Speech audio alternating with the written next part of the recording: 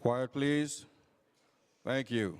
Good morning and welcome to the New York City Hybrid Hearing on the Committee on Housing and Building, jointly with the Committee on Fire and Emergency Management. At this time, please silence all electronic devices. If you have any questions, please raise your hand and one of us, as Sergeant-at-Arms, will kindly assist you. Also, please do not approach the dais. Thank you so much for your kind cooperation. Chairs, we're ready to begin.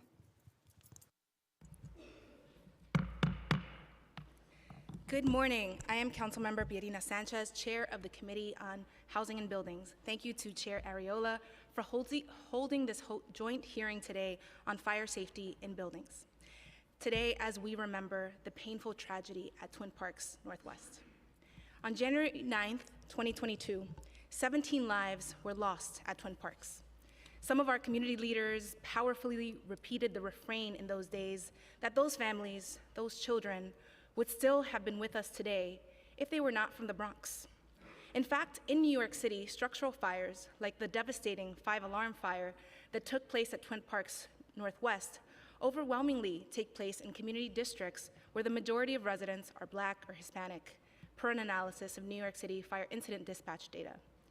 In this hearing today, and in our work as leaders of the City of New York, we must seek solutions that address the why.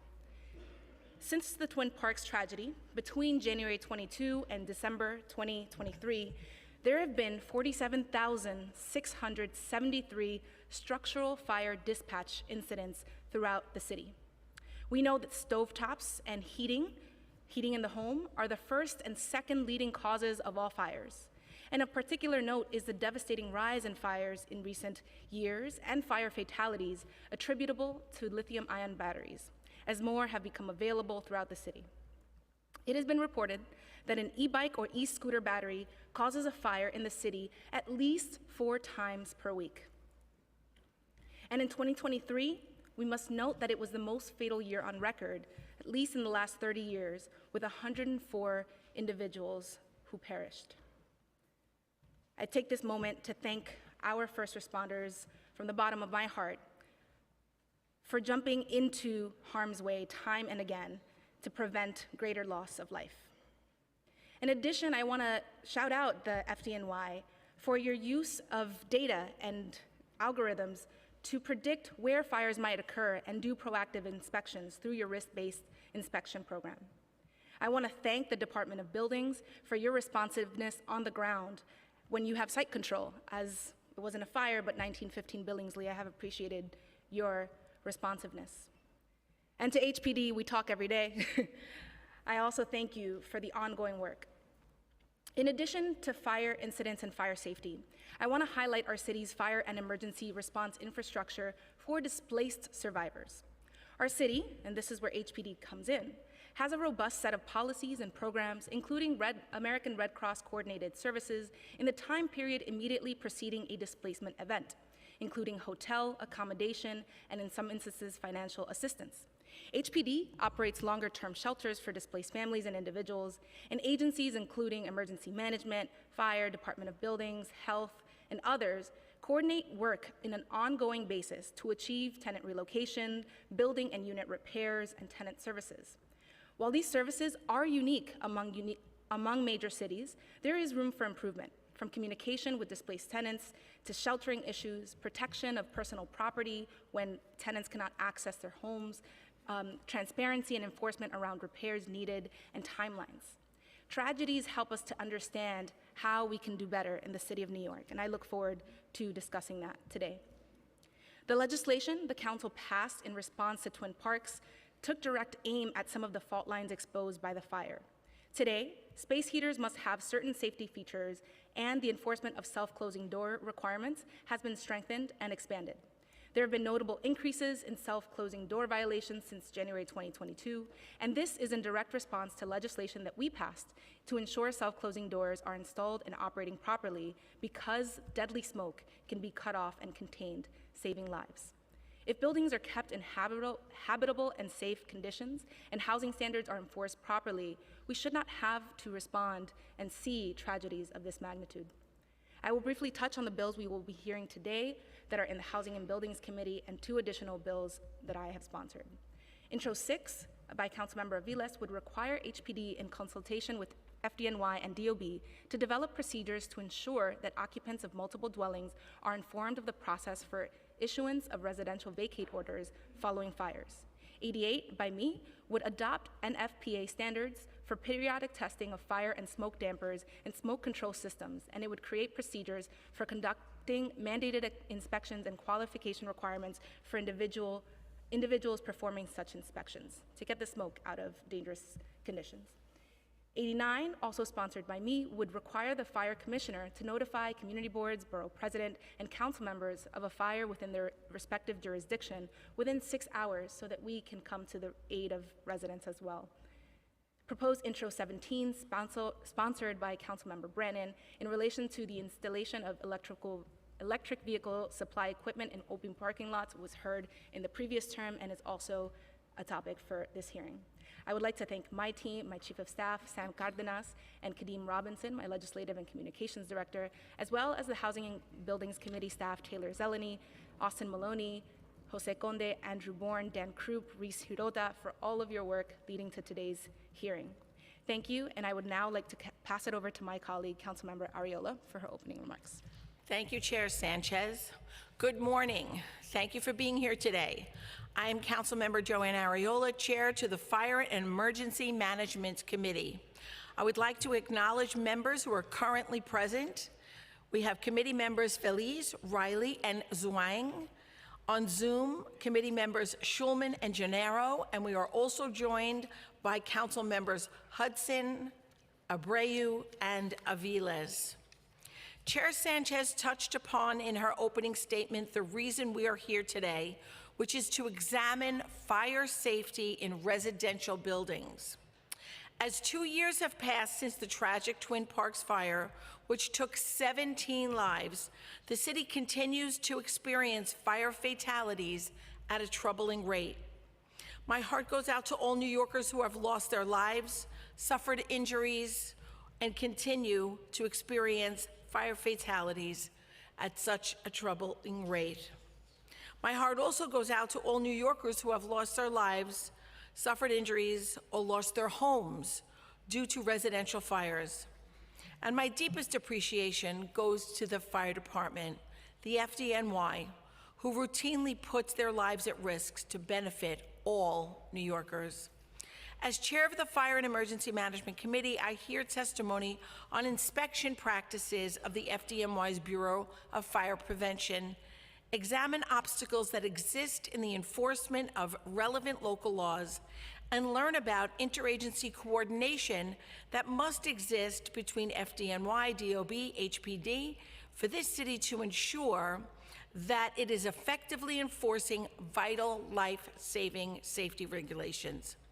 I'm also looking forward to hearing testimony from the administration on the package of fire safety bills that are before these committees, as was discussed by Chair Sanchez. Finally, the Fire Committee will hear separate legislation related to EMS worker safety that was heard last session.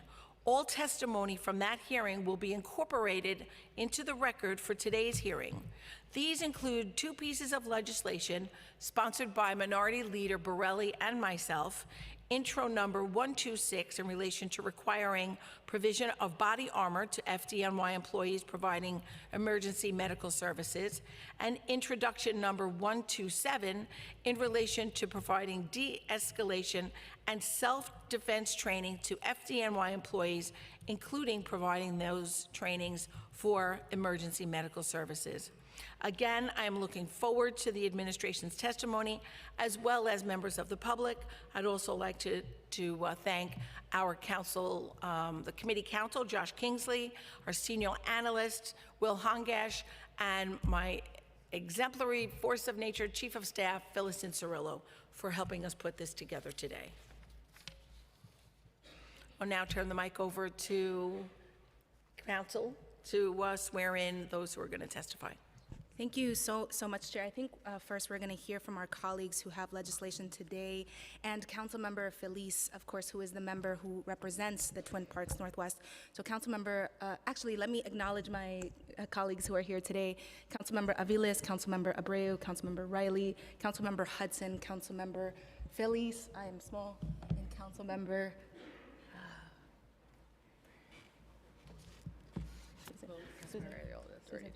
Oh, you did? Okay, sorry, okay. Thank you. Okay, so with that, I want to turn it over to Councilmember Feliz. Thank you. Good morning, everyone. I'm Councilmember Oswald Feliz. I want to start by thanking Chair Sanchez and Chair Arreola for this very important hearing. And I also want to thank everyone who has joined us today and those that are testifying on this issue. It's been 2 years since the horrible, unspeakable Twin Parks tragedy. A horrible tragedy in the Bronx where we lost 17 innocent members of our community. Fires continue to affect our city at a troubling rate. Last week, we had another tragedy in Harlem, 17 innocent people injured, including one fatally in another e-bike fire. It's clear we have a lot of work to do. First, we need to make sure we continue to tackle the causes related to fires, including space heaters, defective electrical systems, stove fires, and now, of course, e-bikes, which is a problem that has fully developed, in my opinion. At the same time, number two, and especially in the housing context, we must create systems so that if there is a fire, people have the tools to safely escape. Fires are horrible. They destroy our homes, evicting families from one second to the next, and they also put all of our lives at risk. So I want to thank my colleagues for this hearing, and I look very forward to hearing about everything that we're doing on this issue. Thank you so much. Thank you so much, Councilmember Feliz. And now I want to acknowledge Councilmember Aviles. Buenos dias, good morning. And thank you, Chair Arreola and Chair Sanchez, for making my bill intro 006 part of the conversation today.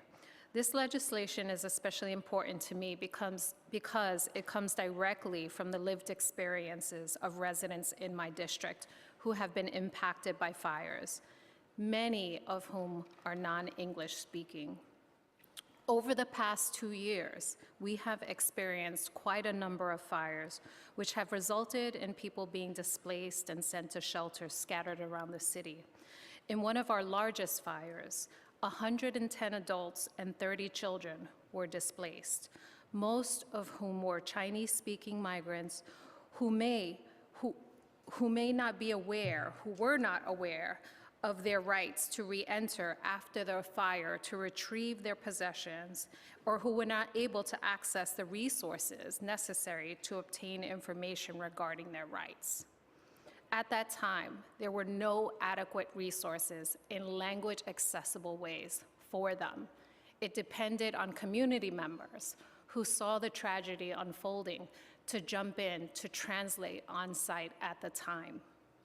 Unfortunately, so many of these families, when they attempted to return to their apartments to retrieve whatever possessions remained after the fire, they were prevented from doing so by their landlord, even after the building was deemed safe for reentry. In one of the district's more egregious examples, resident possessions were sold by individuals who pretended to work for a moving company, having been granted access by the landlord ahead of the residents. From what we can understand from the FDNY, after necessary inspections are performed post-fire, the building is then returned over to the landlord if it has been deemed safe for reentry. The landlord is then responsible for alerting tenants that they have a right to return. If landlords are intentionally misleading tenants about their rights to reenter, this likely constitutes tenant harassment, thereby violating existing New York City housing laws. However, as with so many of our non-English speaking residents, they are not aware that their landlord is in fact violating laws and instead resign themselves to complete displacement and loss of all of their possessions. This bill aims to close the information gap through a very simple education process, which would be available in the top 10 most commonly spoken languages in our city.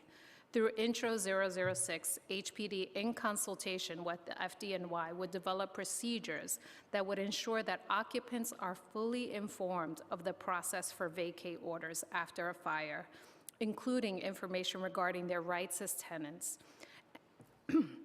excuse me, and the responsibilities of the landlords in this situation. This legislation would allow families to have better chance at reoccupying, at recouping their livelihood in the aftermath of a devastating fire, especially for many of those who may be at most risk of displacement. And I just have to shout out to Councilmember Jen Gutierrez, who also experienced a good number of fires and whose staff put together information for residents. And what we are trying to address here is that it shouldn't be left to council members and their goodwill to fill the gaps of information for New York City families. It should be part of a seamless process where we can inform people of their rights so that people can learn how to pick up after such a traumatic situation. So I look forward to the conversation on the legislation today. And of course, I cannot close without thanking all the first responders, HPD, DOB inspectors, and everyone, American Red Cross, who steps in during a time of crisis. We can do better, and I truly believe that if we continue to step into the multilingual city that we are, we will be able to meet these really serious needs. So thank you so much. Thank you, chairs.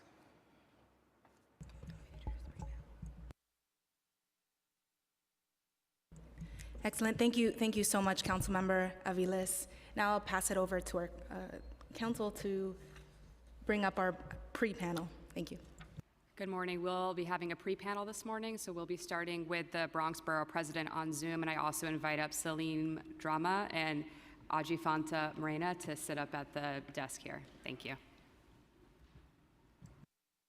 Thank you so much. Good morning, everyone. Good morning to all my distinguished members of the New York City Council. Thank you for the opportunity to testify before you for such an important reason. I am Bronx Borough President Vanessa L. Gibson, and I'm grateful to be with you virtually this morning to talk about such an important topic. I, of course, want to acknowledge our chairs of these important committees, Madam Chair Pierina Sanchez, as well as Madam Chair Joanne Ariola, the members of the committees on housing and buildings, as well as fire and emergency management, colleagues in the New York City Council. Shout out to all the staff. Thank you for your tremendous work in convening this very important joint hearing today to discuss how our city collectively can respond better to fires across our city. First and foremost, let me send my hearts, my thoughts, my prayers of strength, of comfort to so many New Yorkers that have been impacted by fires across our city. Almost every day, we are witnessing residential, commercial fires in parts of our city that have been devastating, displacing families and residents. And certainly we understand the magnitude of the work that must be done as we move forward. In my first week as the Bronx Borough President, I was at church on a Sunday morning, January 9th, 2022, when I got a call that there was a 5-alarm residential fire at Northwest Twin Parks in the Fordham Heights community, and we believe that there would be multiple fatalities. And I, among many others, Chair Sanchez, Councilmember Oswald Feliz, elected officials, raced over to the scene, and what we saw was devastating, heartbreaking. It was pandemonium. It was chaos. There were people running and screaming. They didn't know what was happening. And I want to recognize our incredible first responders. Over 200 firefighters responded that morning, and New York City Emergency Management, NYPD, Patrol Borough Bronx, the 46th Precinct, the 911 call takers, the hospital workers. It was an incredible Herculean effort to figure out what was happening and how we can calm the crowd. That day, we would learn that 17 of our neighbors from the West African community of Gambia unfortunately perished in this fire. And there were dozens of residents from our community that were displaced in this fire. We have been able, during that time, working with elected officials, working with all of our government partners, non-for-profit leaders, organizations like GYO, Gambian Youth Organization, ICNA Relief, the Muslim Community Network, so many of our community leaders and rabbis and imams. We work with hip hop pioneers and so many others, colleges, healthcare partners, to really support the families on the ground, to establish an evacuation site, to figure out what was happening, the hospitals that received all of these patients. We work with neighbors on distribution of food, of clothing, working with Monroe College to establish an evacuation site.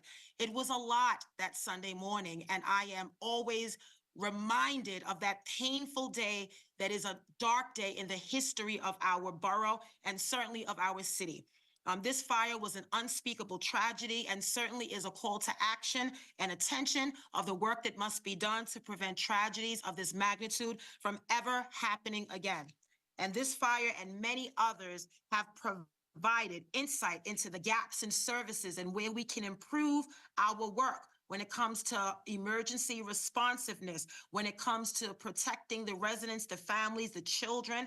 Our office over these 2 years that it has engaged with the FDNY, with American Red Cross on installations of smoke detectors, smoke alarms, raising awareness around fire education, fire safety, workshops all over our borough. The community boards have been so helpful, NYCHA, all of our different organizations. We've been at senior centers, recreation centers. We've been all over the Bronx because we realized that this could happen at any given time.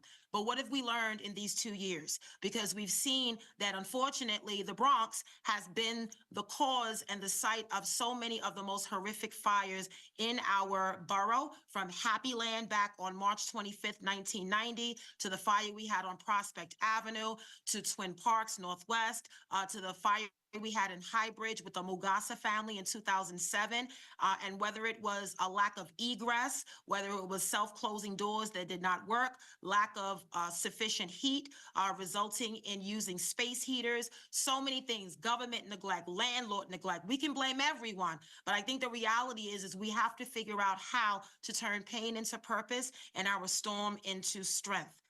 Each of these occurrences and tragedies requires a very comprehensive solution, one that is collaborative, legislation put forth, resources, education, and outreach. And that is why we're here today. I bring your attention to our strategic policy plan that we released in September of 2022, where we called for several policy changes that would help prevent and mitigate fires, which includes ensuring there is a sufficient interagency coordination with FDNY, with NYSEM, Department of Buildings, HPD, all of the relevant agencies that oversee our buildings infrastructure in this city. We do not want to further traumatize families and New Yorkers. The bills that are being considered today at these hearings is a good step in the right direction, as well as recently enacted legislation that you all are doing, as in yesterday with the lithium-ion batteries, legislation that you all passed. I want to commend you and say thank you for that, but also making sure that we do more. The work that the city council is doing, the state legislature, as well as at the federal government, led by members of Congress like Richie Torres and Adriano Espaillat. We have to keep going. We cannot stop because there is too much work that needs to be done. I was proud to work with Chair Sanchez and Councilmember Oswald Feliz back in 2022 to introduce legislation strengthening the enforcement around self-closing doors. And with these bills, we are tackling the root causes of fires, as well as making sure that landlords are held accountable when it comes to self-closing doors that must close, smoke alarms that must work, fire alarms that must work, and making sure that we are doing the work that is necessary to keep families, children, and older adults safe. I am proud as the Bronx Borough President to lend my support to the bills on today's agenda as they aim to really make an impact on our city's emergency response and ultimately save lives. That is the work we have to do. We have to save lives. I want to thank all the council members, Chair Ariola, Chair Sanchez. I also want to thank Councilmember Oswald Feliz for your incredible leadership, everyone that's co-sponsored these bills. I really hope that together we can tackle the root cause causes, we can protect the fabric of our housing infrastructure. We can make sure that there's a coordinated effort when it comes to 311 calls and inspections. We have put together a very comprehensive plan when it comes to emergency relief and disaster responsiveness when we have these fires, whether they're a 5-alarm or a 1-alarm. And we want to make sure that there are organizations that are on the ground that actually get the support that is necessary. We're not going to wait until the next fire, colleagues, before we act and do this work. So I want to again thank you all for the opportunity to testify. This is an issue that is near and dear to my heart because even since January 9, 2022, my colleagues know we've had other horrific fires across the Bronx, including 2 commercial fires that devastated 2 supermarkets in our borough, a loss of jobs, and we need to make sure that we do better.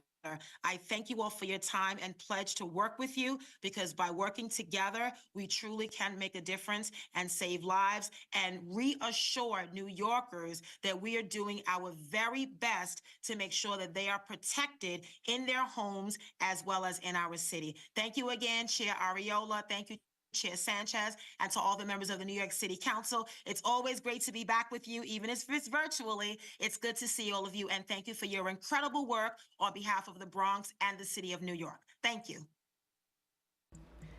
Thank you so much, Bronx Borough President Vanessa Gibson, and I just want to commend Councilmember Felice and Councilmember Gibson for your work just tirelessly with all of the victims of the families at Twin Parks Northwest following that tragedy. Now we're going to pass it to representatives from the Gambian Youth Organization before moving on to administration testimony. They were on the ground and continue to be on the ground with families from the Twin Parks Northwest property and just do incredible work. So thank you for being here today and sharing your insights.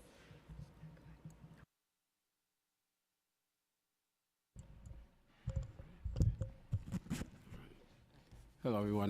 My name is Salim Drame. I'm the president of the Gambian Youth Organization. I want to thank Chair Sanchez, the Committee of Housing and Buildings, Committee on Fire and Emergency Management for hosting this hearing and having us on this panel. We all know that, the devastation that took place 2 years ago in the Bronx with the deadly fire that claimed the lives of 17 of our community members. Sira Jane was a former member of GYO, and she passed away due to the fire. So we pray that may Allah bless her soul and all the deceased of Twin Parks Northwest. And I always say, and I will continue to say, that the fire that occurred on January 9th, 2022 could have been prevented. It did not need to happen. It surely could have been prevented with coherent inspections, enforcement, and systemic change through legislation, which will prevent horrific fires like the one that happened on January 9th, 2022, especially in underserved communities. I want to thank the City Council, especially our own council member, CM Felice, for working on the package of bills for fire safety, which addressed some of the issues we have raised in our list of demands as a community. Though those bills that were passed during that year did address some of the concerns we raised, there's still some work to be done. Today, we're here to voice our support with our experience with the Twin Parks Northwest fire for some of the bills that were introduced earlier this month in the council. Intro number 6 introduced by CM Aviles. CM Aviles, and intro 88 and 89 introduced by Chair Sanchez are steps in the right direction towards fire safety and management that we feel can help prevent another tragedy like January 9, 2022. So with intro number 6, we support that because it would definitely allow tenants to be educated on their rights, especially the responsibilities landlords have under the law regarding vacate orders. When the fire at Twin Parks Northwest occurred, the families had to vacate and be relocated. However, many did not receive proper communication in due time regarding when and whether or not they were allowed to go back into their residential units. While responding, we found out that some people never vacated at all and stayed in there given the dangerous conditions of the building at that time. And the ones that were displaced also did not know their rights as displaced tenants. There was certainly a lack of communication regarding whether people were responsible for paying bills during the time of maintenance of the building. whether or not they can access their apartments at any point to collect important documents, or which city services and agencies they could work with to recover those documents. There were uncertainties about how long Red Cross and building management would cover shelter, hotels, stays while they were displaced. Tenants were asking questions about when it was safe for them to return to their units, or when they would be able to access their units itself. Even if tenants were notified, CM Aviles mentioned, like, there was language barriers in place, especially due to the African languages, like as we observed during the Twin Parks Northwest fire. We had to step in, as a grassroots organization to provide translation services real time. So intro number 6 definitely will reduce those confusions during tragic times.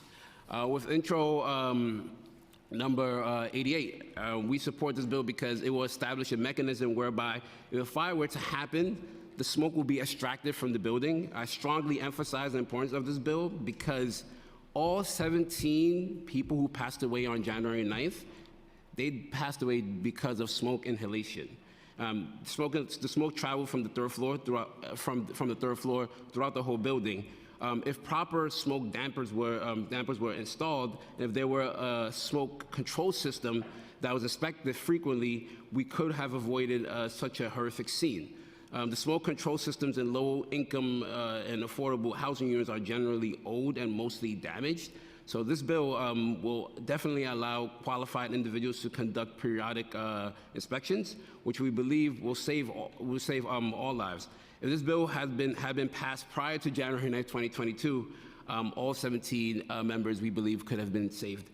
With intro number 89, again, introduced by CM Sanchez, this bill will require the FDNY to broaden its fire notification to local officials and others.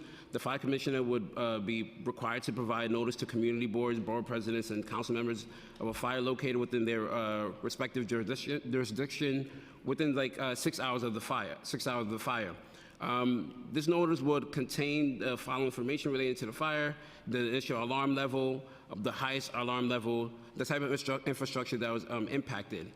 We support and endorse this bill because we've seen with the Twin Parks Northwest fire that it was grassroots efforts and local officials who stepped up to provide relief on the ground. And on-the-ground knowledge was key to providing on-the-go services to the families in need. So this bill definitely can serve as an accountability for how the fire department and Red Cross responds to smaller fires in low-income neighborhoods. Yeah, so that's where I'm going to hand it off to Aji Fanta. Thank you, President. Good morning, everyone. Thank you so much, Chair Sanchez, members of the Housing Committee, Councilmember Aviles, Councilmember Feliz, and Chair and members of the Fire and Emergency Management for having us here today, and for standing and working with our community back on January 9, 2022, and the months following it. My testimony today is a plea for our lives, for it to be recognized, for our civil rights, for our existence to be recognized. The residents of 333 East 181 Street and our community at large in the South and West Bronx exist at the intersection of economic disadvantages, anti-Blackness, anti-immigrant sentiments, and Islamophobia. Our right to live safely and our right to live safe and dignified lives have been willfully ignored and outright attacked on January 9th and before January 9th. In one of the coldest weeks of the winter, no one should have resorted to space heater to keep themselves and their families warmed. And these are the type of situations that have led to many of the fires in our communities, where there's lack of heat, hot water, and other basic necessities that everyone should have in their homes and houses. It should not take more than one tenant complaint about the building heating for a landlord to make appropriate repairs. It should not take the loss of multiple lives for a city to finally look into years of housing code violations. The following days after January 9, we sat at the mosque and we prayed over 17 caskets. It was in 1, it was in 2, it was in 5, it was in 10, it was 17 caskets that we had to pray over, including young children and babies. From the greed and negligence of the building owner to the city turning a blind eye to years of complaints, each one of these failures was an act of violence against the residents of 333 East 181 Street, forcing hundreds of people to live in such horrible and deplorable conditions, deprived of basic necessities, made their death almost inevitable. As Salim mentioned, we welcome and strongly endorse the bills being introduced today, because this will help save our lives, along with the package of bills that Councilmember Felice introduced with other members of this council back in January 2022. What we witnessed following months of this fire was us standing up for our community because we knew that the city was going to neglect those things that we needed. We kept the center open 24 hours. We were on the ground at Monroe to provide language access to our community, as Councilmember Aviles mentioned. Even though sometimes these educational materials are available, they do not cater to our community and the language needs. We were at the shelter hotels every single day for the 3 to 6 months that people were displaced during that time, and we witnessed what happened there.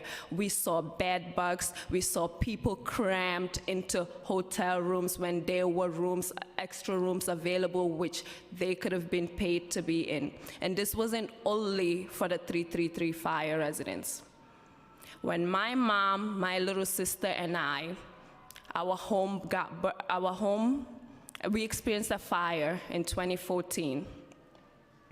We were sent to a motel that was so degradable that my mom had to leave and pay out of pocket for us to have somewhere to spend the night.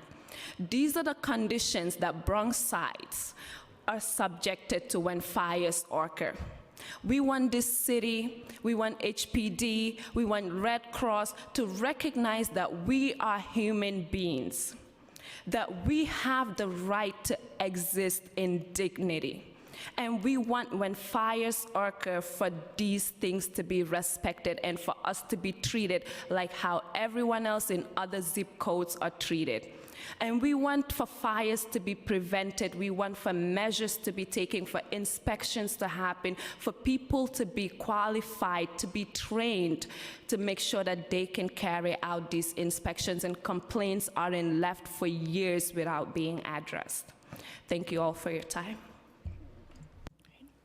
Thank you both so much for providing that testimony. It helps to ground us in what we're discussing here today. Do any of my colleagues have any follow-up questions at this time? Okay. Thank you so much. I'd now like to call up members of the administration.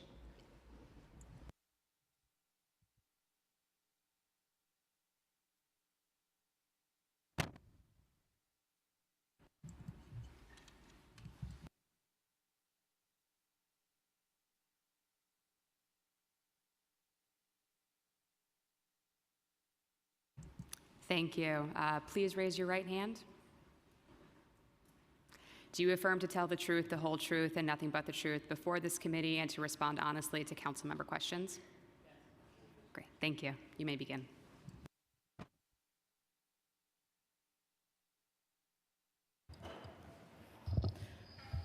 Good morning. Excuse me. Good morning, Chair Sanchez, Chair Arreola, and members of the Committees on Housing and Buildings and Fire and Emergency Management. I am Anne Marie Santiago, Deputy Commissioner of Enforcement and Neighborhood Services at the New York City Department of Housing Preservation and Development. Thank you for the opportunity to testify on agency enforcement related to fire safety in the aftermath of the Twin Parks tragic fire. The fire that took place at Twin Parks Northwest in the Bronx on Sunday, January 9, 2022, was a devastating tragedy. We mourned the 17 New Yorkers, including 8 children, whose lives were lost that day. Importantly, as a result of a mayoral order, agency policy changes, and local law changes, we took important steps forward to improve fire safety in the city since that time. One of the most important steps for HPD was to improve communication with both tenants and property owners regarding fire safety issues. First, HPD began to post information in buildings to directly communicate with tenants. Whenever at least one self-closing door violation is issued, the housing inspector will post a notice in the public hallway that advises the tenants that HPD is issuing a violation for a self-closing door in the building, explains why and how doors should be self-closing, and encourages the tenants to notify the building owner if they have an issue with their door. If the building owner fails to respond, the tenant should file a complaint with HPD. If a violation for a self-closing door is issued for a specific apartment, the tenant of that apartment receives a notification from HPD with a document included in that mailing that explains to the tenant the importance of the self-closing door and how the door should work properly. The letter advises the tenant to allow access to the owner to correct the door condition. It also advises the tenant that should the owner fail to correct the condition, the tenant should expect to hear from HPD's emergency repair program, which will hire a vendor to fix or replace the door. For property owners, HPD now includes a document in the notice of violation which clearly explains the requirement for self-closing doors and encourages owners to check other doors within their building. HPD periodically raises the issue of compliance with self-closing door requirements with building owners as part of its general outreach strategy of email bulletins, urging them to be proactive in checking the doors to ensure that they are self-closing.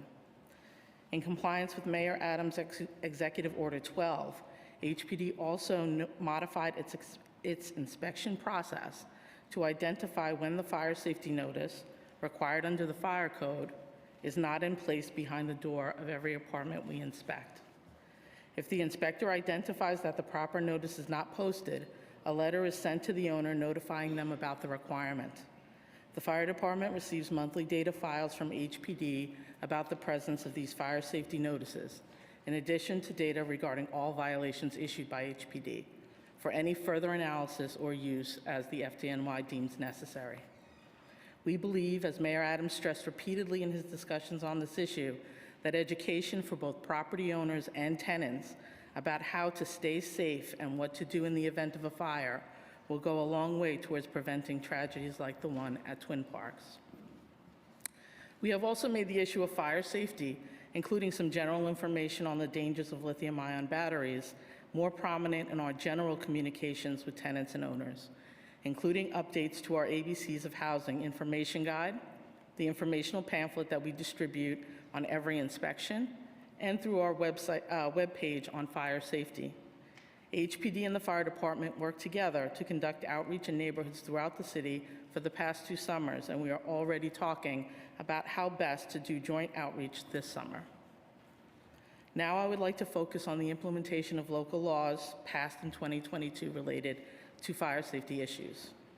Local Law 63 of 2022 clarified the definition of a self-closing door in local code, requiring doors which must be self-closing, which includes all doors providing access to interior corridors or stairs, to return to the closed position and self-latch when opened and released.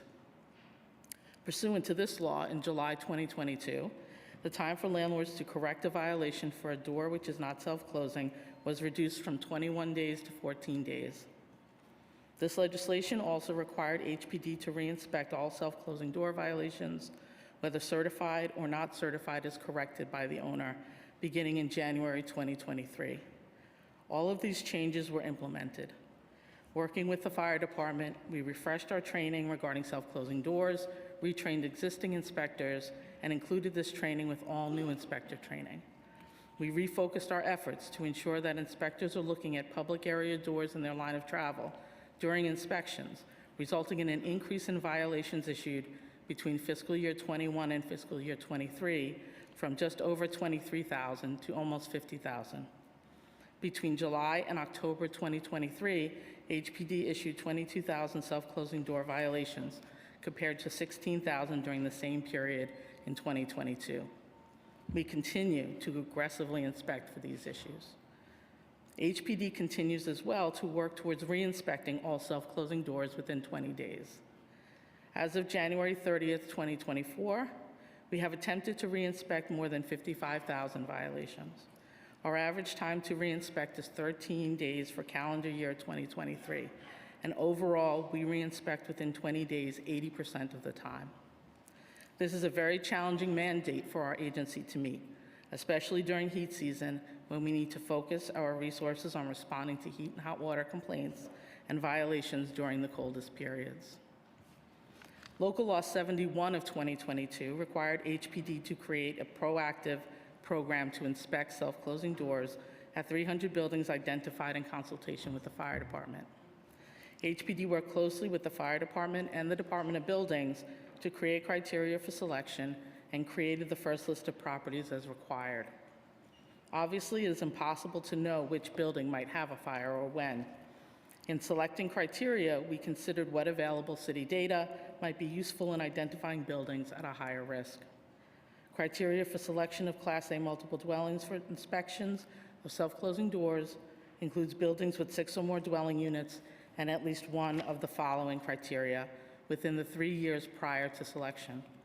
At least one complaint regarding a self-closing door, more than 5 heat complaints in each of the 3 heat seasons, at least one fire safety-related violation issued by the Department of Buildings, and buildings which have failed to file an annual boiler report with DOB where applicable. That list of buildings is then shared with the fire department to help rank those buildings based on fire safety risk.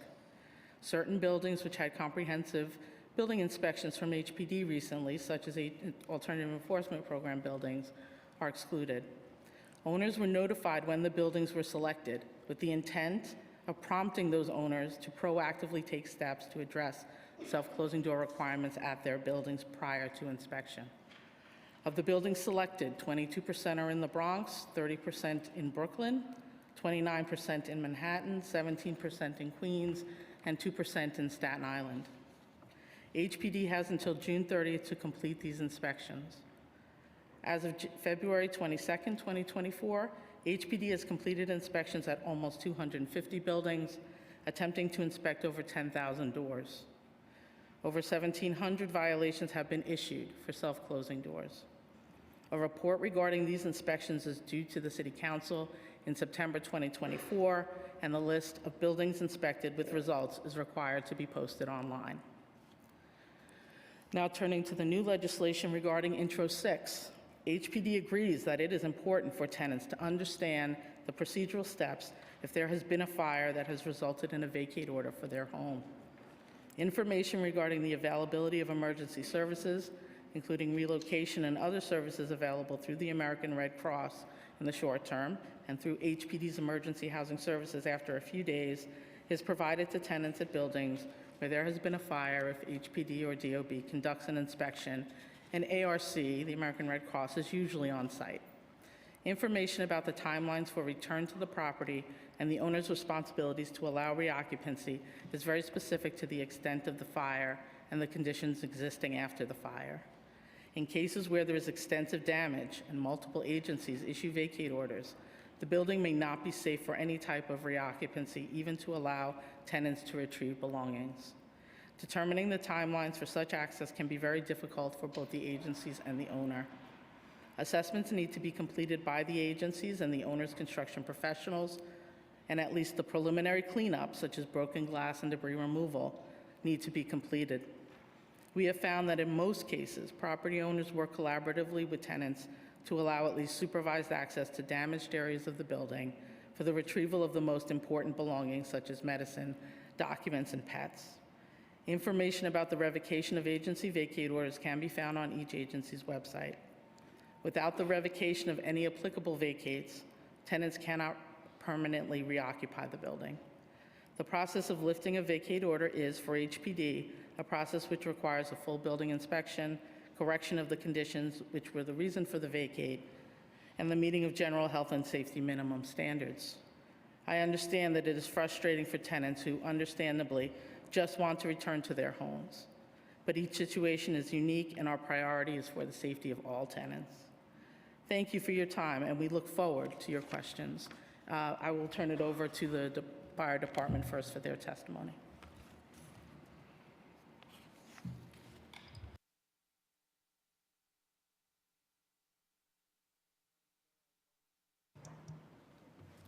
Thank you.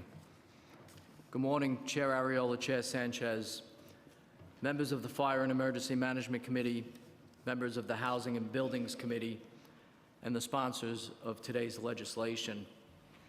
My name is Kevin Woods. I am the Assistant Chief of Fire Operations at the New York City Fire Department. I appreciate the opportunity to speak with you today about the second anniversary of the Twin Parks fire and the legislation being considered by the City Council. The Twin Parks fire was a tragedy that remains imprinted on the minds of every firefighter and member of EMS who responded on that Sunday morning in the Bronx in 2022. It proved fatal for 17 members of our community and resulted in the hospitalization of 46 other residents. We remember the fire's devastation, but we also remember the brave efforts of the firefighters, EMTs, and paramedics who provided life-saving care. 200 firefighters and 57 ambulances responded to the incident, with the first units arriving in roughly 3 minutes.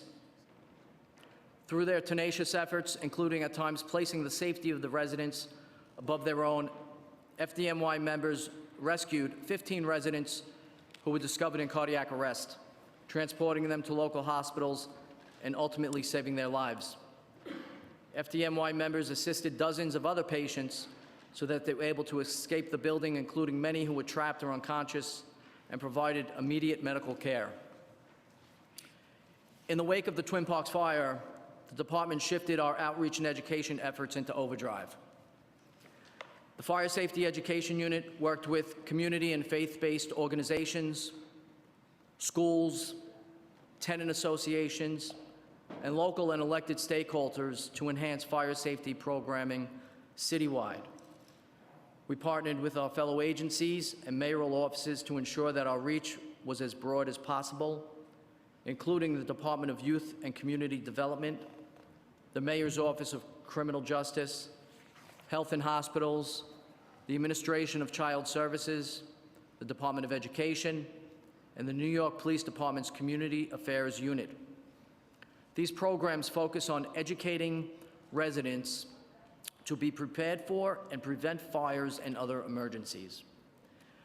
They include discussions on topics that were relevant to the Twin Parks fire, including space heaters, having an escape plan, and the importance of closing the door behind you when escaping a fire. I will highlight a few statistics that demonstrate the agency's efforts to expand outreach and education. In 2021, the year prior to Twin Parks, the FDNY Fire Safety and Education Unit performed fire safety presentations for audiences totaling 151,000 people. In 2022, that number nearly doubled to a total audience of 281,000. In 2023, that total number of individuals who attended a fire safety presentation went up again to approximately 423,000. That's an increase of 180% from the amount of public education we were providing prior to Twin Parks. That included a 30% increase in the number of fire safety presentations in schools from 2022 to 2023. I want to take this opportunity to thank the council members who coordinated with us to schedule a fire safety education event in your district, many of whom are here today. And I would like to encourage all of you to partner with the fire department to hold education events for your constituents. Another legacy of the Twin Parks fire is that we strengthened our partnership and coordination.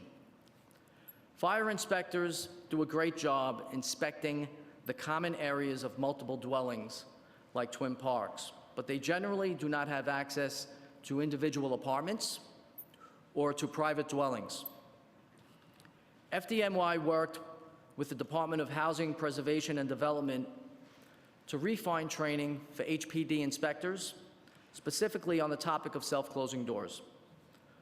We also worked with HPD to implement several data sharing activities. Some of that work came about as the result of conversations that we had with council members on the two committees hosting the hearing today and the legislation that resulted from those conversations. We are proud that we have been able to learn lessons from this tragedy and improve safety conditions across the city as a result. I'll briefly address the legislation being heard today that directly affects the fire department. Introduction 88 would amend the fire code and the building code to establish periodic inspections, testing, maintenance, and reporting requirements for smoke dampers and smoke control systems. The existing New York City Fire Code requires that all smoke dampers shall be maintained in accordance with NFPA 105, which is the standard called for in the legislation. However, the cost and resources to both the building owner and the fire department would be necessary to maintain the inspection regime required by the legislation would likely be very high, especially when considering that the fire department does not consider ineffective or malfunction in smoke dampers to be a pervasive problem that we face when responding to fires in the city. Introduction 89 would require the fire department to provide notice within 6 hours of each fire to the respective council member, borough president, and community board in whose jurisdiction the fire occurred. The fire department currently provides notification of fires involving a fatality or other characteristics of interest. We believe that the intent of the legislation is already substantially fulfilled by the Office of Emergency Management Watch Command notifications. Watch Command notifications are sent in a large variety of circumstances, including when a brush fire impacts an area within the 5 boroughs, if a fire occurs in a high traffic or sensitive area, if a fire reaches a 3rd alarm, if a fire involves potentially hazardous material, as well as other circumstances involving FDNY activity. They also circulate notifications if a fire has occurred outside of New York City, but has an impact within the city, including smell, smoke, or other factors. To give you a sense of volume, there were approximately 34,800 fires in New York City in 2023. That's almost 100 fires a day on average. And some days have much higher than average incidents of fires. The vast majority are quickly contained without substantial impact to locations beyond the fire itself. The FDNY strives to keep council members, borough presidents, and community boards updated. However, the personnel and time necessary to comply with this legislation would be substantial and not the best use of the fire department's resources. Introduction 903 would require the fire department to provide body armor to all emergency service members. Under the legislation, the body armor shall meet a ballistic resistance or stab resistance standard of the National Institute of Justice or any successor standard. No employee shall be permitted to retain the body armor after leaving the fire department or moving to a position that does not involve the provision of emergency medical services. The fire department currently makes ballistic vests available to all EMS members. Each new member is fitted for a vest upon leaving the EMS Academy. Replacement vests are made available every 5 years. The fire department values the safety of our members above all else. We agree with and are supportive of this legislation. Introduction 904 would require the fire department to develop de-escalation and self-defense training for all emergency medical service employees. De-escalation and self-defense training is necessary, and the department does provide this type of training.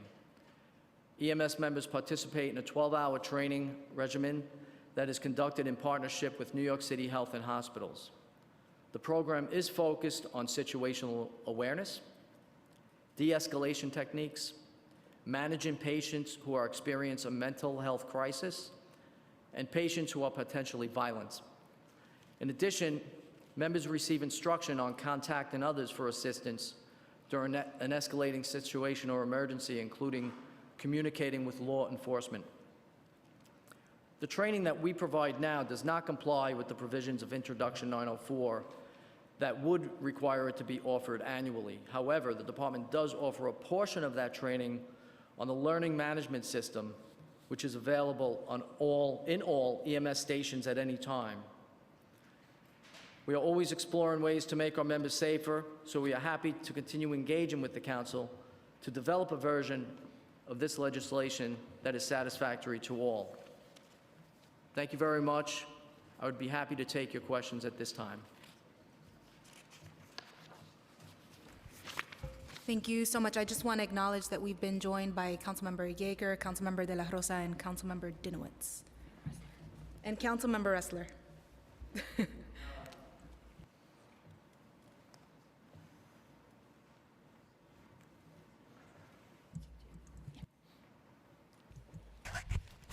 Thank you all for coming and for testifying.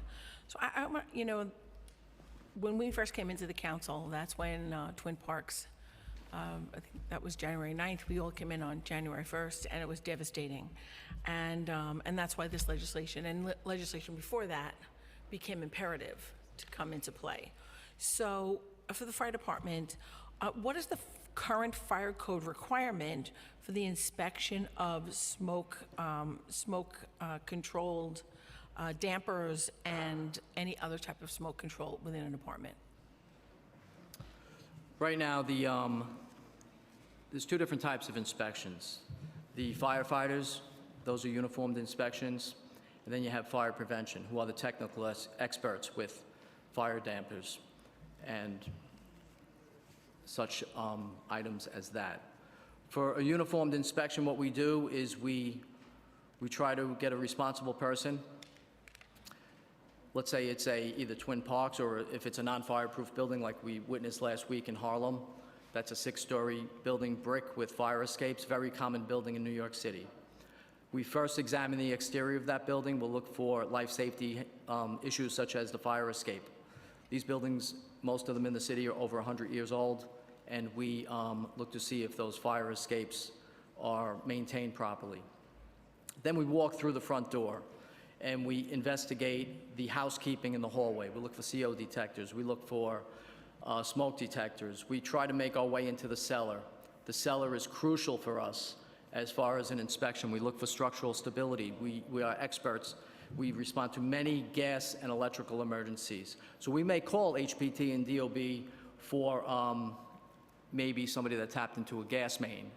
And we look for housekeeping in that cellar. We look to see if there's anything too close to the boiler.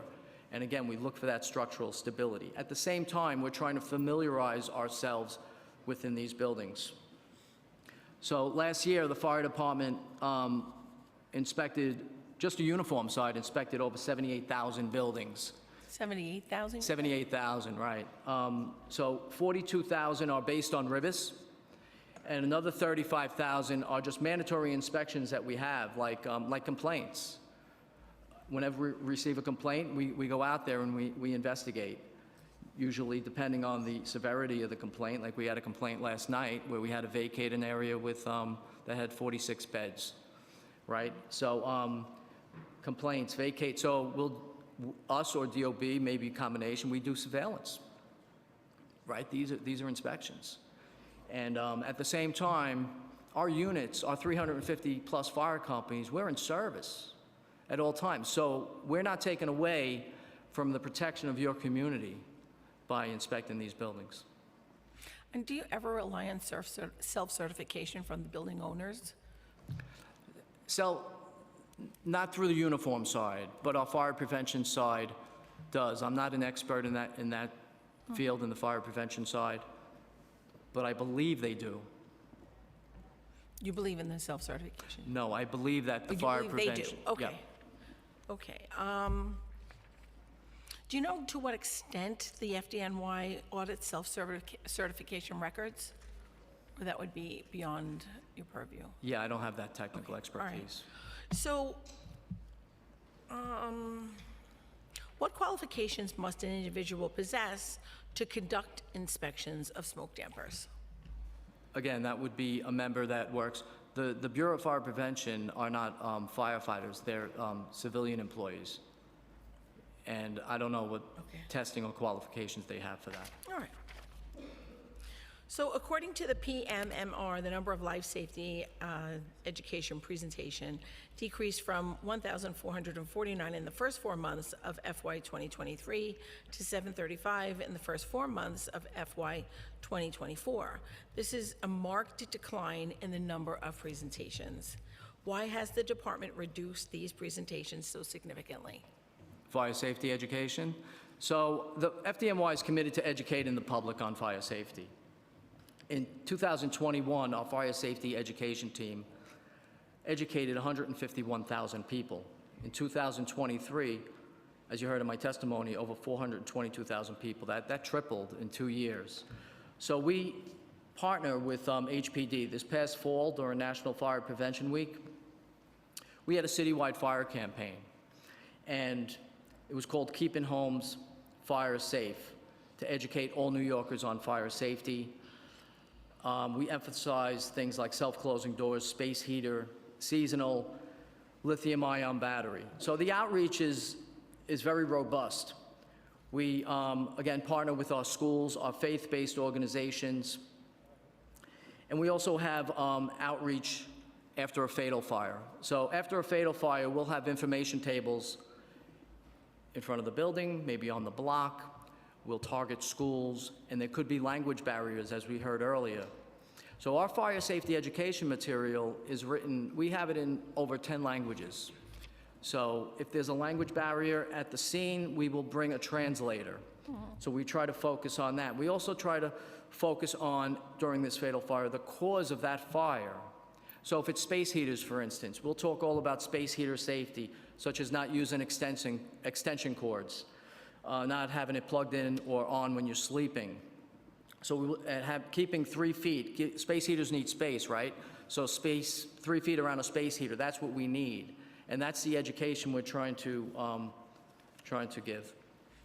Okay, great, that's great. And I'm glad that it's in many languages and you are able to bring translators on site.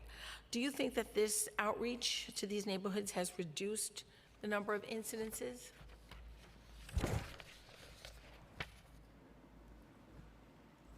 I'm not sure if it reduced or increased the number of incidences, but we could educate on the fire safety aspect of it. So I think that when we first started talking about this, this was all about space heaters. And we did a lot of outreach with the FDNY and this council on space heaters. And I think that that message was gotten because we're not hearing a lot about space heater fires anymore. Of course, lithium-ion batteries are a whole other portion now, and that is what we're working towards, you know, at this point, getting that type of outreach out there. So that'll come at another time, I imagine. Yeah, I'd like to give you some numbers. Sure. In 2022, citywide, the year of Twin Parks, we had 27 space heater fires. Right. Last year, we had 12. So I'd say So I your would say success. that's due to the great efforts of our fire safety Yes, education. I would agree. I would agree. And then I want to talk about the pre-considered intros from Borelli and Minority Leader Borelli and myself. Does the department currently offer, and I know you went over this in your testimony, but I just want to kind of have you expound on it a bit, currently offer de-escalating and self-defense training to EMS personnel? And if so, when is the training offered and how many hours constitute the training, and are there refresher courses? So the training is offered. It's a 12-hour training course through partnership with the New York City Health and Hospitals. And we use it for situational awareness, de-escalation techniques, managing patients experienced at mental health crisis and who are potentially violent. We do offer a portion of that training on our learning management system, which is available in all EMS stations at any time. It's online, the learning management system. All right. And would the department contact a third party to develop de-escalating and self-defense training, or would this curriculum be constructed in-house? We're still looking into that, and we'd like to have further conversation with that. Perfect, perfect. And just last question, does the department view de-escalating and self-defense training to EMS personnel as something that would increase their safety and the safety of our first responders? Yes, we feel the de-escalation would increase their safety. We don't want our EMS personnel to engage. And I know that you mentioned that there's already body armor available for our EMS and FDNY personnel, but what concerns Councilmember and Minority Leader Borelli and myself and the other members that are on this bill is that there's not enough checking of size. People go up in size, down in size. We're female firefighters, maybe pregnant. So that's where we wanted to come in and say that there needed to be more attention paid to when they're being refitted, how long are we going past the 5 years, and are there a sufficient amount of those body armor jackets for every member that is in that particular firehouse. So thank you, and I will yield to my co-chair. Thank you so much, Chair. Those are excellent questions. Had a few, so cross them off. I'm actually going to cede the floor to my colleagues, and then I'll come back around just to make sure I'm respectful of their time, because I talk a lot. Councilmember Aviles.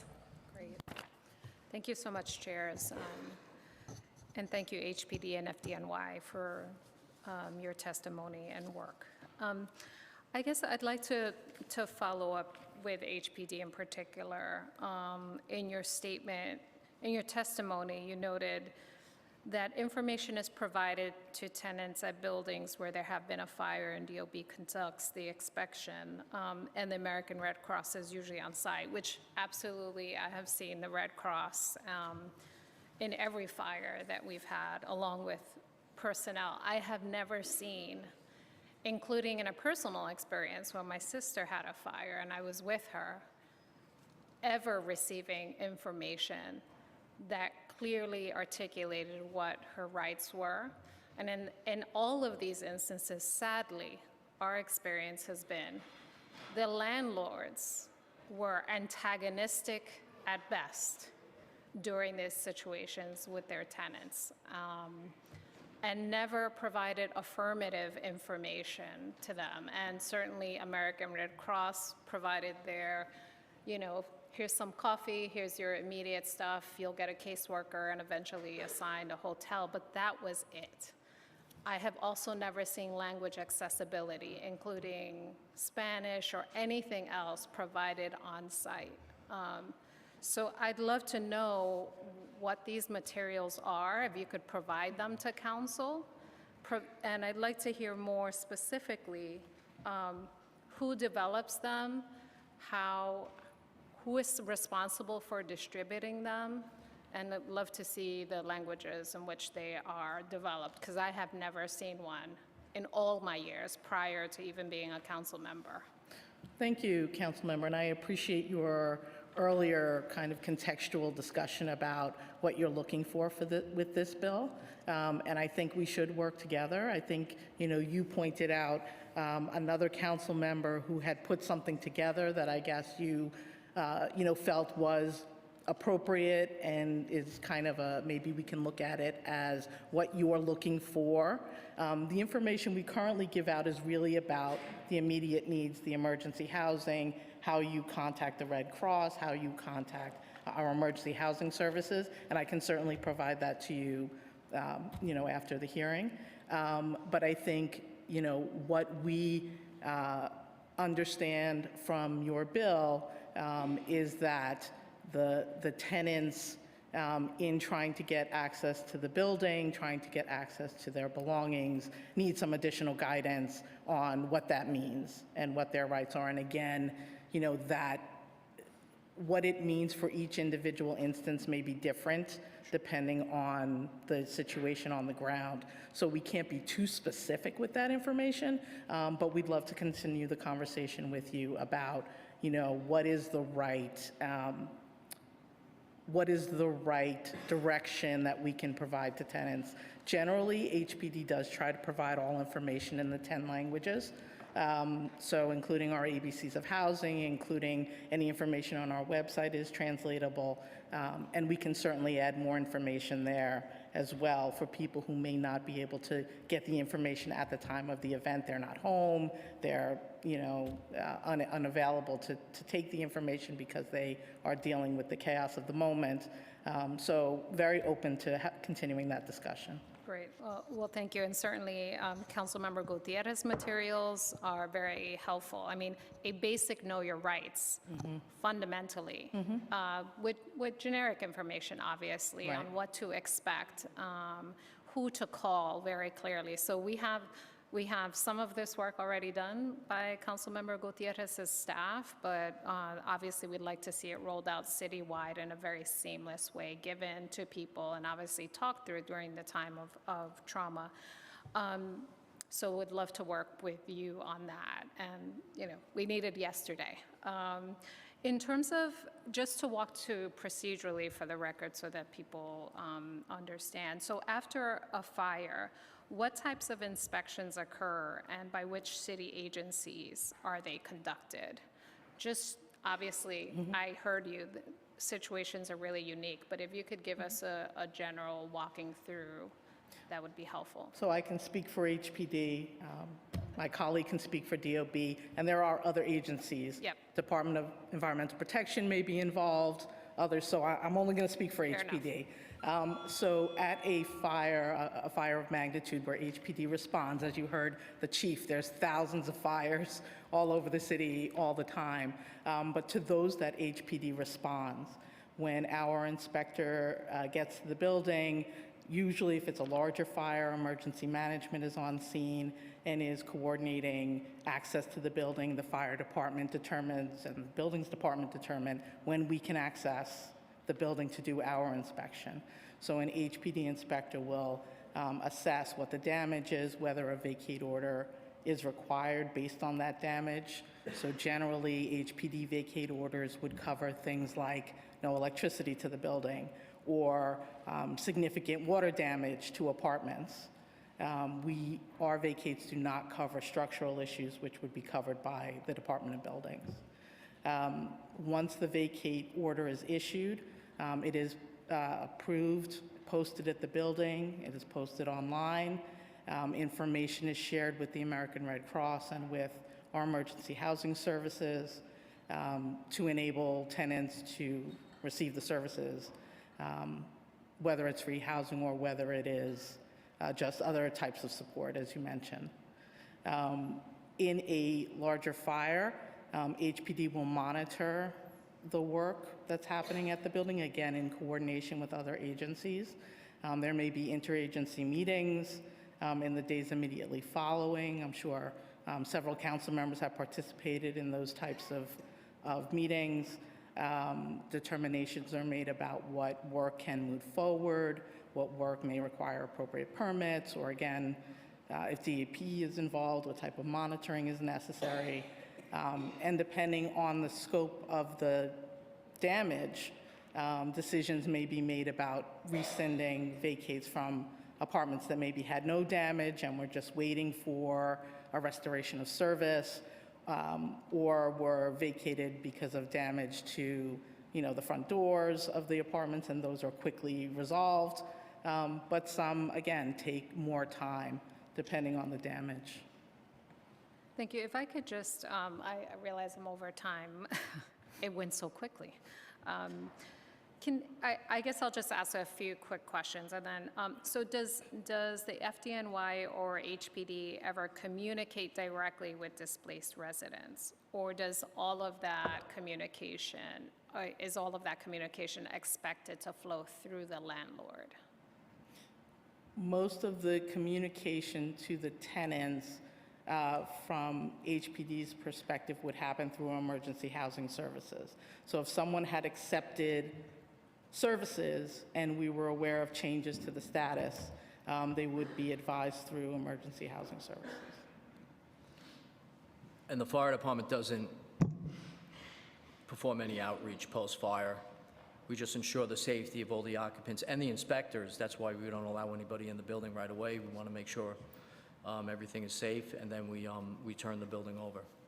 So we don't do any outreach post-fire. So if a tenant is denied re-entry after building has been deemed safe, what recourse does a tenant have? And where do they turn for help? In most cases, that's considered an illegal lockout, and a tenant should seek legal services for their specific case about what is occurring. And does HPD even provide that information to people when they experience fires? I believe that that's what we advise people when they advise us that they are being not allowed to return. Is that information provided at the time of the fire? I could not say that that is happening right now. It might be good for the Understood. for the information we're going to work on together. In terms of, do city shelters ever, and I understand this is not the agency, but if you bear with me, do city shelters ever investigate whether families entering as a result of a fire may be eligible to return home through the determinations of FDNY or HPD? Entering a homeless is- shelter? Yeah. Or through like emergency the services? communication, I think the question is trying to get at the communication between obviously the emergency shelter system and whether or not homes are deemed safe for return, like what that communication flow. So at the fire scene, what we do is if people are displaced from their building or apartment, we coordinate with NYSUM, we coordinate with the American Red Cross, and we get that, we're there, right? So we get that ball rolling so the people can be taken care of. And through NYSUM and the American Red Cross, they would look to see where they're going to place these people. Right. And in terms of HPD, are you? If the tenant comes to us at a later time looking for emergency housing services, and they are looking for those services, and we know that the vacates have been rescinded, we do provide that information. Okay. I guess we look forward to working together because this is still very much a gap. I have never seen interpretation on site available, and I've never seen concrete materials that could really help. For me, the way it operates on the ground is the landlords have the simple onus and information and kind of do whatever they want. And then families are distributed dealing with this trauma. And we're often trying to find them, and Red Cross has been great, and connecting them to legal service providers, and they're constantly at a disservice. And so there's a real gap here that I think we can work together to address. I do know too also when families or households are engaged with our emergency housing services, they are provided information about filing with HCR, for example, to protect their rights to return. So that information is given to them by emergency housing services. I can't speak for tenants who don't engage with us. And So- emergency housing services is under HPD? Correct. Okay. All right, thank you, Chair. Thank you so much, Councilmember Aviles. I'll now, I wanted to just put a note. I'll ask questions about this later, but in terms of determining timelines for access to the buildings, I just want to note, one, my gratitude to DOB and to HPD, because on the folks on the ground, they know their stuff. They know what's going on. They have estimates about, it could be anywhere from 3 days to 2 months, Councilmember. And I think that some of that transparency, and I understand the hesitation, right? I hear it from the staff on the ground, like, please, I can't, I'm not allowed to say this, but why, right? There's a bit of certainty that we can give to the tenants so that they can plan their own lives. How long am I going to be, commuting from this place to my place of work, to my kids' school? How long am I going to be without a stove? And things like that. So just want to reemphasize the need for that transparency that, could come through Councilmember Aviles' bill. With that, I want to turn it over to Councilmember Dinowitz, followed by Councilmember De La Rosa. Thank you very much, chairs. Good morning. First, FDNY Assistant Chief Woods, I want to thank you. You were mentioning training, and we've had a number of the training sessions in my district. They've all been fantastic, and people walk away very, very pleased with the amount that they've learned, and I feel we have a safer community because of it. One of the big discussion pieces that came out of the Twin Parks fire, the area we need to work on is self-closing doors. Can you talk a little bit about the number of violations that have been issued since the Twin Parks fire regarding self-closing doors?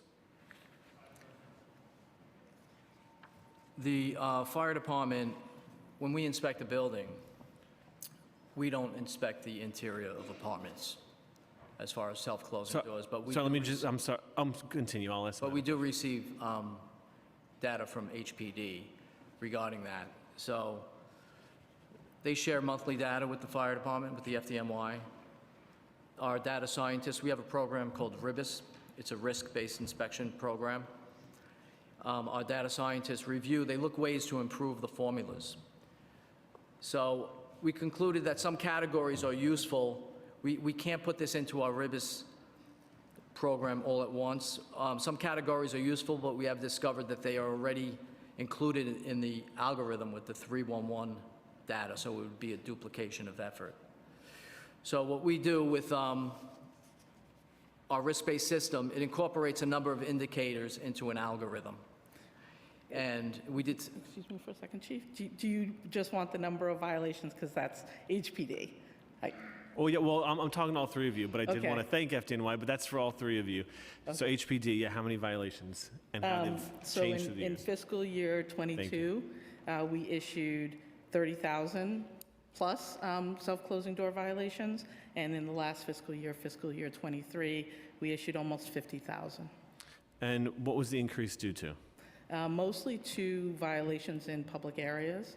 So after the Twin Parks fire, we really refocused on those violations. We had always, basically since 2017, really focused on apartment doors. And so in fiscal year 22, 40% of the violations were for public areas and 60% were for apartments. And in 23, 63% were for public areas. And what does that look like? Where do those, how do you know to inspect those public areas? The inspector's procedure now requires them, any public area that they walk through, if a door is required to be there, it's required to be working properly. So, And so for example, you would get a complaint for a specific apartment, but as the inspector's walking through the building, they will walk through, let's say, a staircase and notice the door is not closing? correct. And does that trigger, if there's one staircase that does not close, does that trigger the inspector to go through the entire building? No, not at this time. Our inspectors have a significant number of complaints to respond to, and so stopping at each one and going through the entire building, would be extremely time-consuming. But we do have this proactive inspection process now, as you know, to look at whole buildings. You may not remember this, but I do. remember You do your remember question it. about Can you proactive define the word proactive for In us, the- please? Yes, sir. And for those of you who don't know, 2 years ago, you remember, I was asking 2 years ago, do you proactively inspect the buildings? And I think the answer was yes. And as we discussed, it turned out that it wasn't actually proactive, it was just always in response to something. So can you define what proactive officially means to the department now? So as of a local law that the council passed, we are required to look and identify buildings specifically for inspection for this purpose proactively, regardless of whether we have issued previous violations or not, but we don't, it's not random. It's not a random proactive inspection. As I laid out in my testimony and as we have in our rules, there's a process for selecting these buildings, criteria that we use to identify them. So I want to, and it's not complaint driven. It is not complaint driven. So that is proactive. Correct, sir. But I want to go back to what an actual thank you for that. I want to go back to what an actual inspection looks like. I'm an inspector. I get a complaint about, may I continue? I get a complaint about an individual apartment.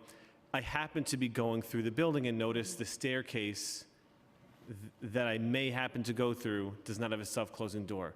But there's no requirement or nothing that goes off. You're not training the inspector to say, well, you know, if one self-closing door in a public space doesn't work, perhaps there's more than one. There's no. Yes, so what we do whenever we're going to issue a self-closing door violation in a building, when the inspector is leaving that building, they post a notice in the hallway before they leave that advises the tenants that HPD has identified at least one door in the building that does not have a self-closing door, whether that is the apartment door or whether that's a public area door, and ask the tenants if either their door, their apartment door, or any door that they know of in the building is not self-closing, that they should report it to the landlord, and if the landlord fails to respond, that they should file a complaint regarding that door. What languages are those in? Actually, we have a copy of that. I believe that there are indications in multiple languages that advise the tenant that they can get all of the details of the notice. And before yes, I see, I would love to see it. And before I do, is it your estimation that the font is and the writing is accessible to all who might live in the building? We hope so. So the copy that you can receive today, sir, is a regular size 8 by 11, but the actual posting is a bigger document. Okay. So we can get you an actual. I will note that the FDNY does send out mailings that are not accessible with their print material, and there is actual legislation we're working on to address that. And so I'd love to see that because I am hoping HPD does not make the same error, especially when it comes to safety. So you only go, if you happen to find one, there is nothing in your protocol to say, hey, you're walking to an apartment, just check one of the staircase doors, check one of the doors. There's no protocol there. It's if they happen to be walking through. And then if they happen to be walking through, they will not inspect any of the other staircases, but sort of put the onus on the tenants to see the posting. That's an accurate description? Again, council member, our inspectors have limited time to get to all of the complaints that we're receiving proactively from tenants who have identified an issue in a place, and we are trying to use our resources in the best way to make sure that we can both respond to tenants and be on alert for hazards that are in our line of travel in our response to that complaint. And does the inspection include not just if the doors are self-closing, but if the doors are held open through various means, whether Yes. it's door stops, hooks? And if you see the hooks that can permanently hold doors open, are those legal or illegal? Violations are issued for that. Violations are issued. Is there any circumstance in which a staircase door or a doorway in between a hallway are allowed to be held open?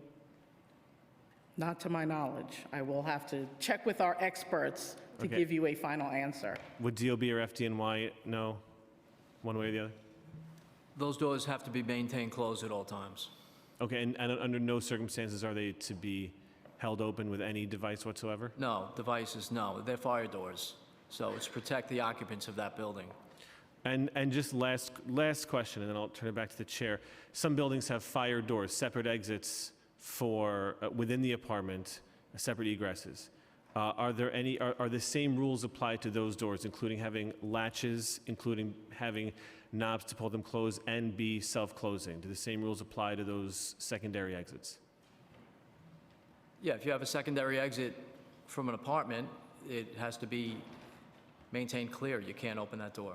You're saying a secondary exit into the hallway, for example? Into the hallway or into the Yes. staircase, those also have to be self-closing, also have to have latches. Yes, to my knowledge, yes. Yes? Okay. I mean, can you give me an example? What type of building are you talking about? An apartment building An apartment building, may non-fire? have your main door, which we know has to have self-closing doors and a doorknob, right? Correct. Some buildings, the apartments have a secondary door to exit in case the first exit is blocked by a fire. So the tenant can exit through their fire door, which sometimes lead into the hallway, lead into the staircase. Are those doors, are all exits to an apartment required to be self-closing, latched, have a handle to pull the doors closed? Do the same rules apply to those secondary exits, those fire doors? So I could speak to the building itself, but inside the fire apartment, you know, they have to maintain clearance to get out of that apartment. We don't do inspections inside that apartment. So I could speak to the stairwell doors, the building entrance Okay. door, and the door to the roof, the bulkhead door. Okay. HPD, DOB? Not sure. My understanding is that doors that lead to public areas from apartments, so lead to public hallways, lead to public stairs, are required to also be self-closing. And would those be inspected per the inspector's inspection? The inspector is supposed to be checking the doors from the apartment. Okay. Thank you, Chair. Thank you, chairs. Thank you. Thank you, Councilmember Dinowitz. I'd now like to turn it to Councilmember De La Rosa, followed by Councilmember Feliz.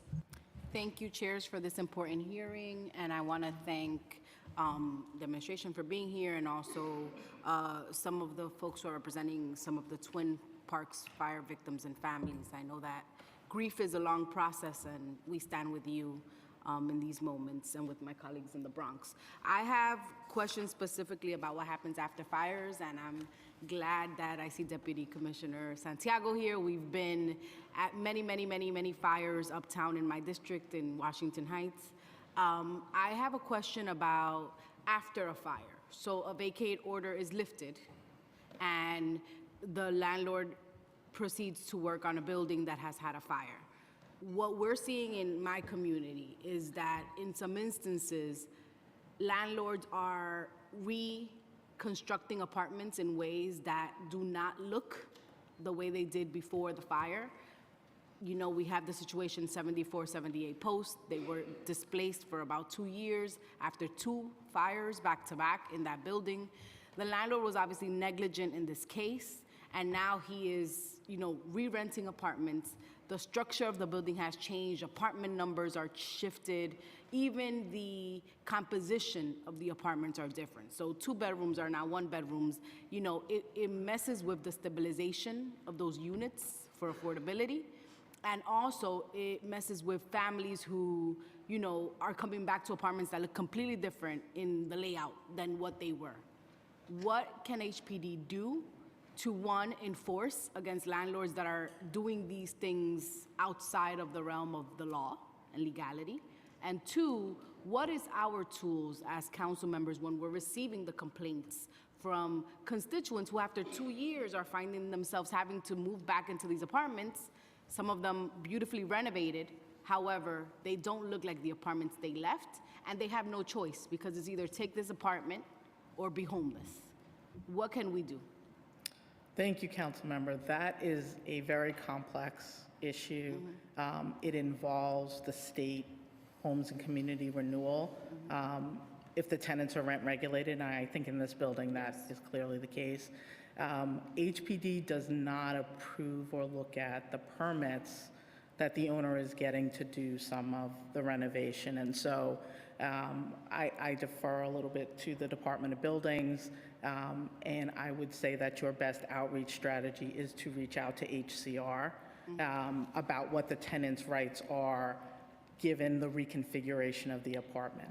Great, I'm looking forward to DOB, but I also, just as a follow-up, if we know that the landlord is creating situations that are egregious for tenants before the fire and after, What can HPD specifically do to proactively, I'll use Councilmember Denowitz's words, proactively enforce against this landlord?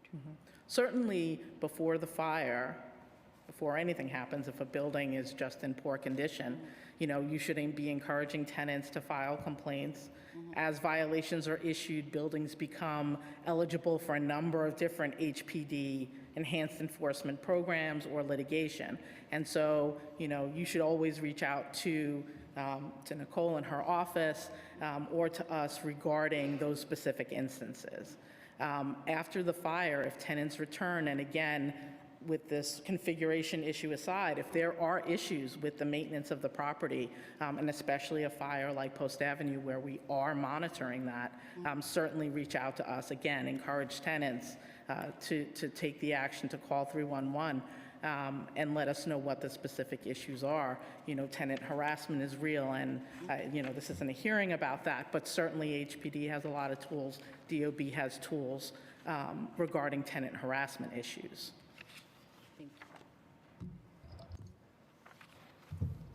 Hi, Councilmember. I'm not familiar with the specific building you referenced, but happy to follow up to look into the specifics. But my understanding is also that it would be a state issue regarding what the rights of tenants are to return. But we have heard of similar incidents in the past, and we've cooperated with tenants who've had these concerns. We've helped them track down the original plans for the building. So that's our experience, but happy to look into the specifics further.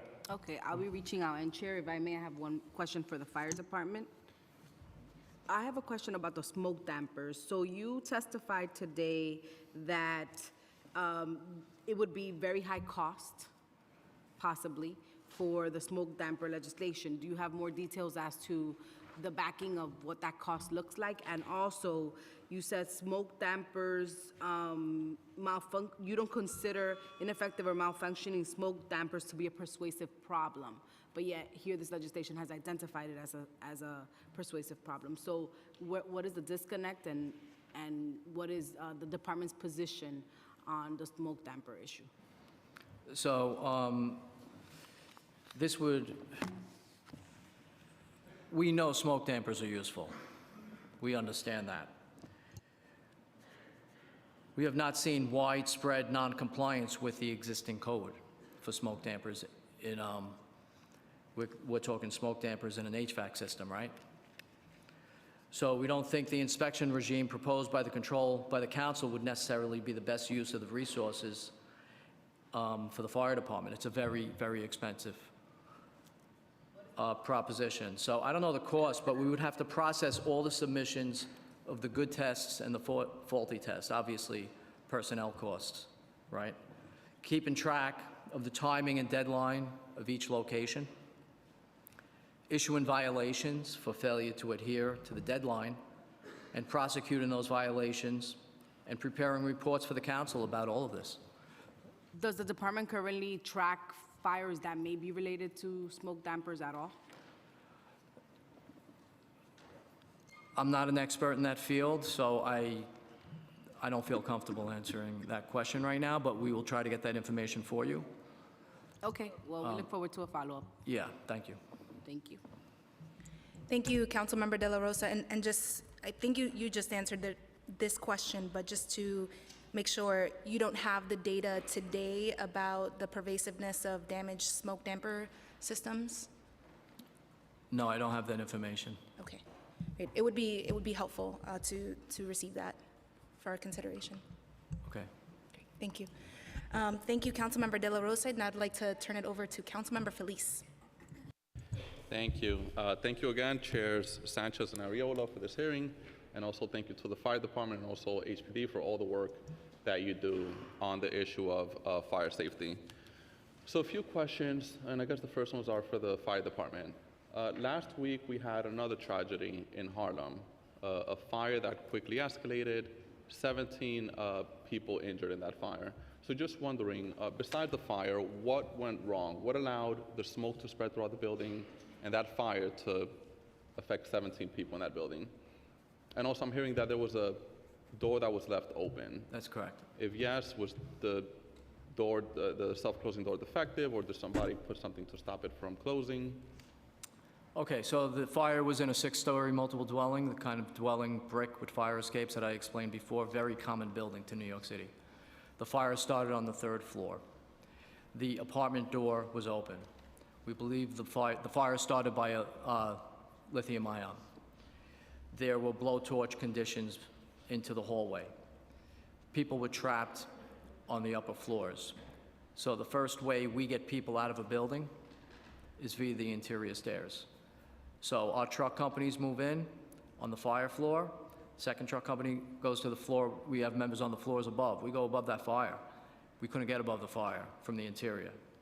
So after the interior stairs, we try to get them out via the fire escapes and ladders. It was the back or the side of the building. We couldn't access that floor with ladders, right?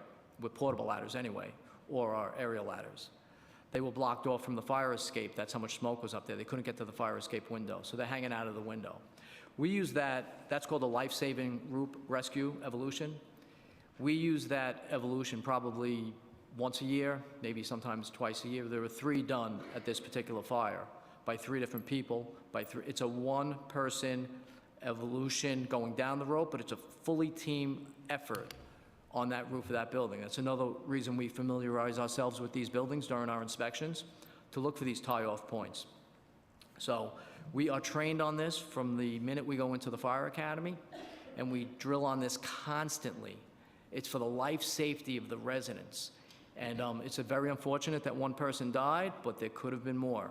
And I'm extremely proud to say I'm part of the FDNY, and what happened last week, they did a phenomenal, phenomenal job. But they couldn't get above the stairs. It was a fire where we saved those people due to our training. Right, yeah, and we all saw those videos. Just want to thank you and your entire team for, putting your life at risk to, save people that you don't know, you've never met. But just wondering, what allowed that door to stay open? Was it the fact that it wasn't properly self-closing, or did somebody put something to stop it from closing? I don't have that information with me right now. Okay. But by having that door open resulted in the people upstairs being trapped, the residents and the occupants above that fire being trapped. We try to emphasize, even with our fire safety education, we constantly emphasize, close that door behind you. If there's a fire in your apartment, close that door behind. And as you could see, it was similar to Twin Parks, right? When we arrived at Twin Parks, we arrived there in 3 minutes. The apartment door was open. The apartment across the way, where there were multiple fatalities, was open. Both stairwell doors were open, right? The doors were open, and that creates what we call a flow path. In a fire situation, it's high pressure, right? Fire builds, it creates pressure. And when you open up a door, it goes to a low pressure area, right? So by having that flow path, it's a flue. The toxic gases, the smoke and the fire ran down that hallway, and the smoke and gases went up the stairs. Then there were multiple stairwell doors that were open on other floors as well. Okay, and I guess in the case of the Harlem fire, we're talking about the front entrance door not self-closing, right? That's what allowed the fire to exit. Were there other non-working self-closing doors, for example, in the common areas, that allowed the fire to go into the stairwells and et cetera? In the Harlem fire? Yeah. Yeah, I'm not familiar with that. I don't have that information with me today. It's still under investigation. Yeah, it's still under investigation. It's a brand new fire. Yep. Thank you. Okay, cool. Thank you for the information on that. A few questions to HPD. So after the Twin Parks fire, we passed a very thorough package of legislation, including on the issue of self-closing doors, providing landlords a certain time period to correct conditions. Chair, if I could just have another minute to briefly ask a few more questions. We passed legislation requiring that the landlords fix self-closing doors within a certain time period, requiring a re-inspection after that time period. And if the re-inspection determines that the violation still exists, of course, self-closing doors would be fixed under the emergency repair program. So just curious, earlier you mentioned that last year there were 50,000 self-closing door violations placed. Is that correct? Yes. Okay. And just curious, how many re-inspections were conducted for those violations? So to date, since we were required to do the re-inspections, we have done, what did I say, 55,000 re-inspections? Give me 1 second, Councilmember. Yeah, and if we could get data for the specific 50,000 that we had last year, the 50,000 violations. Okay. Okay, we can break that down for you, just that subset, if that's what you're looking for. Yeah, okay. And also, how fast are these re-inspections being conducted? So again, as I testified, on average, it's about 13 days to do the re-inspection, and 80% of them are done within the 20 days. 80% of them are corrected within? No, the re-inspection is done. That's your question, correct? Yeah. And also, if the re-inspection determined that the violation still exists, how fast would you come back to correct them? So there's two sides to that, council member. If an owner certifies correction of the violation, the re-inspection is done by our housing inspectors and then subsequently referred to our emergency repair program. If the owner does not certify the correction, the initial re-inspection is done by the emergency repair program. And that program, during their re-inspection, can immediately write a work order for a vendor. So the timing will depend on who has done that initial re-inspection. Okay, and generally after that re-inspection and after that work order, how long does it generally take to get the self-closing door fixed? I can certainly get that information to you. We do have requirements contracts for vendors, so we can bid it out or assign it to a vendor relatively quickly after we've done that inspection. Yeah, is it safe to say that it generally gets fixed within a month or so, or is that a stretch? Again, let me get back to you with specific information. Okay, and final question. Would you say we currently have enough inspectors to fully carry out that piece of legislation, that package, without affecting obviously the other inspections that need to be conducted? Again, I generally, we have done an incredible job at bringing up the number of housing inspectors. Since last year, we've gone from, we've increased housing inspectors from 252 to 330. So we've made a significant, investment all around in housing inspectors. The challenge comes during the periods when our other workload is high. Right. And I cannot downplay that. During the coldest periods, when we try to reallocate all of our resources to responding to heat and hot water, it becomes a challenge to meet the timelines that you set. Yep, cool, sounds good. Thank you so much for the information. Great, thank you so much, Councilmember Feliz. I am now going to turn to my questions. However, I'm very cognizant of the time. There is a hearing that is supposed to start in this room at 1 p.m. So if we can, I will keep my questions short, and hopefully we can all keep the answers short as well. So first up, I just want to extend, excitement with the FDNY about, the numbers that you cited about the reduction in space heater caused fires between 2022 and 2023. That's exactly the direction we want to go to. 27 to 12 is very impressive. So first up, just a follow-up question from HPD's testimony. HPD, you testified that after Executive Order 12, you have modified your inspection processes to notify FDNY when there are missing fire safety notices. FDNY, how do you use that information? So, as I was explaining before, HPD shares that monthly data with us. We have a RIBIS program. A RIBIS program, it's incorporates a bunch of indicators into an algorithm. We look at the construction of the building. We look at the age of the building. We look at if there's a sprinkler system. We look at previous fires. We look at complaints, any medical or fire emergencies that respond to that we respond to in that building.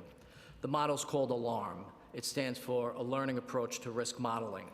So as I spoke on before, our uniform members perform 43,000+ inspections due to this RIBIS program to identify risky buildings.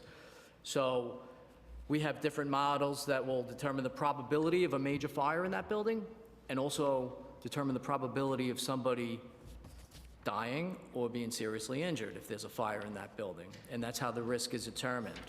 We have a risk score and we have a ranking. So we get this information from HPDs. It's a tremendous amount of information. It's broken down into 350 categories, approximately 5 million entries of information, a lot of information. So what we do not want to do is we don't want to incorporate this information without compromising our existing system. So when a building does come up that's risky, we will inspect that building. Again, we inspect at the building level, not the apartment level. So when a building that HPD has flagged in their 5 million entries of data, and it dovetails with a building that is ranking high through RIBIS, then that building is prioritized for inspection? Yeah, so the units, all 350+ fire companies, have a ranking on their computer, and it refreshes on a monthly basis, and they will get that at the top of their queue, so to speak. And of course, that's in addition to complaints, which we had last night, and other inspections that they do. Thank you so much. Yeah, I requested previously information about RIBIS, and it was very, thank you to Jake, who I'm gonna get at the dais one day, for sharing information about the submodels, right? I'm right, yes. The submodels in RIBIS about the ignition model and the impact model. So follow-up question here, about data sharing. So understanding how HPD shares this missing notice information with FDNY, and then you incorporate it into the way that you choose buildings for inspection, proactive inspection. How is RIBIS used by other agencies, HPD, DOB, with your proactive inspections or any of your inspections, reactive? Do you have access to this information? So we don't access RIBIS directly. We sent over, for the proactive program, we identified a list of buildings based on our criteria, and then we gave that list to the fire department, and they applied the RIBIS. And then they gave us back the ranking, and we worked from there. So we didn't directly access it, but certainly it played a big role in the selection of buildings for those proactive self-closing door inspections. Thank you. Do you think it would be helpful to have the rich information and outputs from the RIBIS model for your selection of buildings and the different programs that you need to select buildings for? I think let us see how this worked out. Again, at the end of this first year's program, we'll have an opportunity to assess, how that selection went, whether they were good candidates, what did it bring to the process, and then I think maybe we'll have a better answer for your question, Council Member. Thank you. For FDNY, so I had a pre-hearing discussion with several advocates and researchers, and one study in particular was highlighted to us that I wanted to ask you about. So according to a study by Wallace & Wallace that was recently published in Fire Engineering magazine, fire and emergencies of all types have been rising in the Bronx over a 15-year period, while the number of units assigned to the Bronx have been declining, and recognizing that they've been declining all across the city, the Bronx has been experiencing an increase, according to the study, versus other parts of the city, Manhattan in particular. So can you explain the decision-making for declining unit assignments in the face of increased fire events, or how FDNY makes these decisions?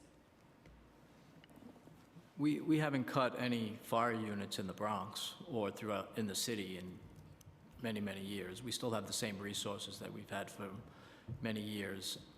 Fire activity has increased, and again, we are working to educate the public, and we are trying our best. Our response times are still, citywide, our response times are a little bit over 4.5 minutes, and what that means is when you call 911, it starts then until we show up in front of that building. That's very, very good. 4.5 minutes citywide. You can't touch those numbers anywhere in this country.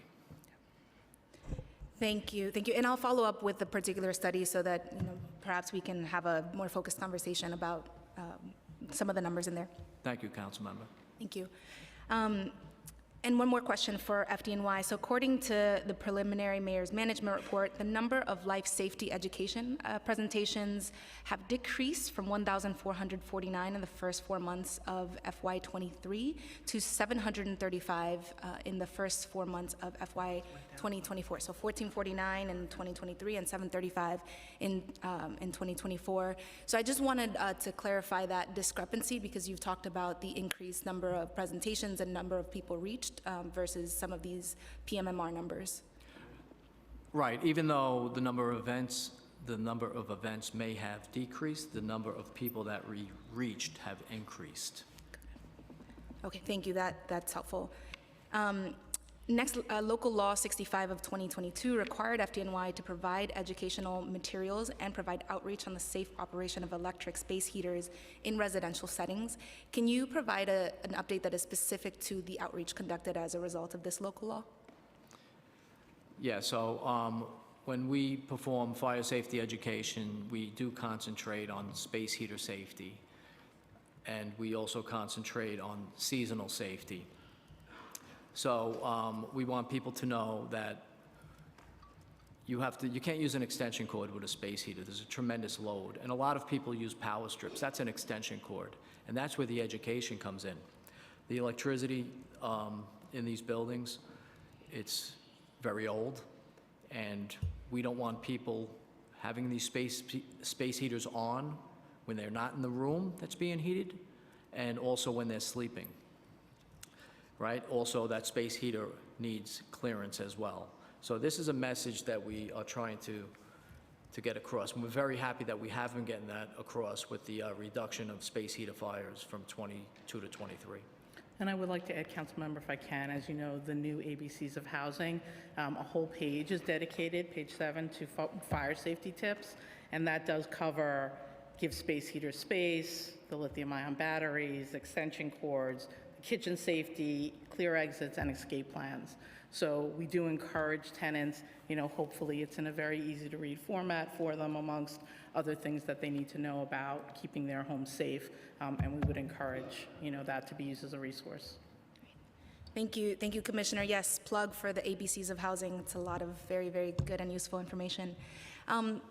Transitioning over to DOB and following up on the Chief's remarks regarding extension cords, we are considering an update to the electrical code.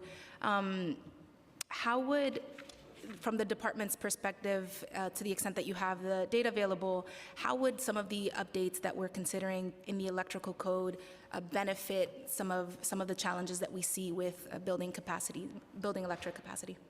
Thank you for that question, and thank you for the introduction of the electrical code. We're very excited. We can add it to this hearing if there's still time. So the electrical code update is very significant in that it's a complete overhaul of the electrical code, which hasn't been updated since 2010. So right now it's our most outdated code. So we see it serving as a wholesale benefit to the city. It updates all the electrical components of buildings, allows for the incorporation of new technology, and we can look into it a little further to see how it addresses your specific question. Happy to follow up on that. Yeah. Thank you. And just to flag for you, one of the sort of repeating concerns that I heard from advocates is that the City of New York does not require retrofits of buildings' electrical systems. So, as we continue that conversation, more information shared with the public and hearing the public's feedback on those requirements would be helpful. That's right. It's going to be prospective like the rest of our construction codes, unless it's a significant alteration that impacts the whole building. Happy to talk further on that. Yep. Thank you so much. Scrolling to my next question, apologies. Okay, so staying with you, Assistant Commissioner, or Deputy Commissioner, my apologies. When the department determines that there may be a structural issue that deems a building unsafe, possibly leading to a vacate order, how does the department continue to follow up with the owner and with tenants to ensure that repairs are made when possible? So following the issuance of a vacate order, our main communication is with the owner of the property. Because the onus is on them after a DOB vacate order is issued. Our vacate orders will specifically identify what the issues are that led to the vacate being issued. And then after that point, the onus is on the property owner to conduct the necessary repairs in order to have the vacate lifted. Once the repairs have been conducted, then we conduct another inspection in order to lift the vacate order. But as you're familiar with larger vacates that impact significant portions of buildings, it can get pretty complicated to lift a vacate order. There's a lot of moving parts. We work closely with our partner agencies, as Deputy Commissioner Santiago mentioned earlier, and there have been instances of increased coordination by DOB with property owners, their design professionals, their contractors, and even tenants. So how are tenants in particular updated? And maybe this is a question for HPD, because I've heard, especially in the case of 1915 Billingsley, for instance, that families were told that they were no longer going to be able to stay at their emergency shelter, but I didn't know about the vacate being lifted. The emergency shelters did. So what is the information flow to tenants about vacates being lifted? Again, for HPD vacates, and this was a case where both agencies had vacate orders, so it does get a little bit more complicated. But in cases where HPD has a vacate order, if that person is involved with our emergency housing services, again, whether it's because they are in accepted shelter from us, temporary relocation, or whether they've just registered with emergency housing, we do reach out to them, attempt to reach out to them directly to let them know that the vacate has been rescinded. Okay, so through emergency housing services. And for both agencies, how often are violations and vacate order information updated online, as we see very outdated information on both of your websites? So information on HPD Online is updated every day based on what happens in our internal system. So if the approval is given in our internal system today, tomorrow you will see it on HPD Online. I'm sorry, Deputy Commissioner, before you answer for DOB, for HPD, understood that once HPD updates the information, it is online. We have many instances of building owners claiming that they have made repairs, that they have done work, and that information is not reflected on HPD Online. So what is that information flow, and what could be leading to some of the discrepancies? So owners should be reaching out to us if they've made repairs to request re-inspections as they're necessary. In some cases, we are monitoring more often than in other cases. And so if it is, if it has either gone beyond the timeline where we're monitoring daily or we are not monitoring daily, then that property owner needs to reach out to us, and we're happy to work with them. Our goal is always to get people back into their housing as quickly as possible, assuming that that is safe for them to do so. Thank you. Thank you. And similarly for DOB, our information on our website is updated pretty frequently. Complaints and inspection results, for example, that would be updated either later in the same day or the next day. But I believe you were referencing construction applications and permits. That's instantaneous in the DOB Now system. So as soon as a construction application is filed, where it is in the review process by DOB, and whether permits were issued, that's all transparent and updated in real time. Thank you so much. Nearing the end of my questions here. So for moving back to staying in the topic of tenant information and access to information when they're in this distressing situation of having been displaced from their home due to one of these emergencies. Deputy Commissioner, can you describe to us HPD's contract with the American Red Cross? What exactly are their scope of services, and in particular, with a particular emphasis on tenant communications and length of time? So I do not oversee the area that manages that contract, but certainly we're happy to get back to you in response to any specific questions you have about that, Council Member. Got it. Okay, thank you. Okay, so that I will have a couple of follow-up questions for you, and just wanted to Just wanted to flag, I mentioned some of these up front in my, yes, I do have 2 screens up at the dais. I am very proud of this. But just wanted to flag, right? Isn't that cool? I mentioned some of this at the top with my testimony, but there are a lot of issues that have become clear to me and to my colleagues as you've heard, and I want to highlight them here to make sure that we can have a broader conversation. Like I said, I certainly acknowledge New York City is a leader in providing for New Yorkers in times of distress. Other cities don't have programs like the ones that we do, but that doesn't mean that we can't do it in a better way for tenants. So there's been a lot of concerns around the lack of communication from the agencies. There's a lot of ongoing work and coordination between the agencies, emergency management, HPD, DOB, but that information is not always accessible to the tenants regarding what is the status of their building, when they will be able to go back, any time estimates.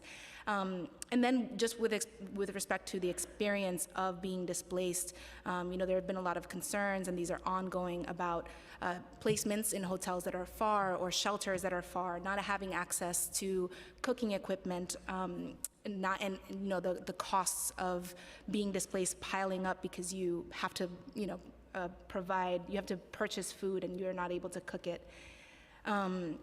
There are issues around the security of buildings, and so maybe we can answer that question today. Which agency is sort of responsible or provides any oversight over ensuring that a property owner provides security for a building so that there's no looting and theft that occurs of tenants' properties? And there's an entire list, but I wanted to highlight that as a topic for further discussion, and maybe you can address the building security question. Excuse me. Generally, obviously, property owners are responsible to secure the building. If there are cases where apartments are unsecured and there is no property owner to speak of who is engaged with the building, HPD may seal individual apartments. But the agency is not responsible for the site security in the way that I think you're asking. And I just echo Anne-Marie's response. So DOB is also not responsible for securing the building. That would be a responsibility of the owner. Okay. And then tenants they need to take it up with the owner if there are losses. That's correct. Yeah. Great. Okay. Well, with that, my questions conclude. Chair, do you? I have concluded as well. Okay, thank you, Chair. Well, thank you all for your testimony today. Look forward to further discussion on this, but I think we have a lot to be proud of and some work to do, but it's on a very strong foundation. So thank you for your work, DOB and HPD and FDNY. Thank you to our first responders for everything that they do to protect New Yorkers. Well done. Thank you. We will now turn to testimony from the public. Please listen for your name to be called, whether you are here in person or appearing via Zoom. If you're testifying on Zoom, when it is your turn to testify, you will be prompted to unmute. Please accept this prompt and begin your testimony. In the interest of time, your testimony will be limited to 2 minutes per person. We will begin with our first panel: Oren Barzoui, Chris Rutch, Daniel Avery, Alfred Webb, and Melissa Barber. You can please come up to the table.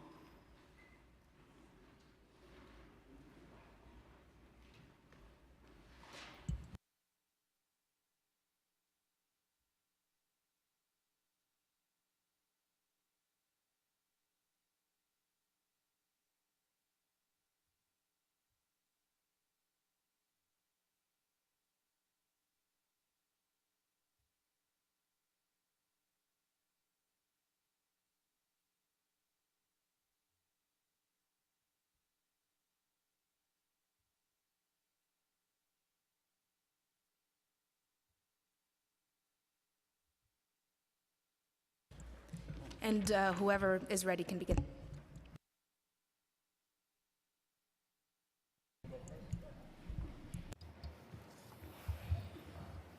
Good afternoon.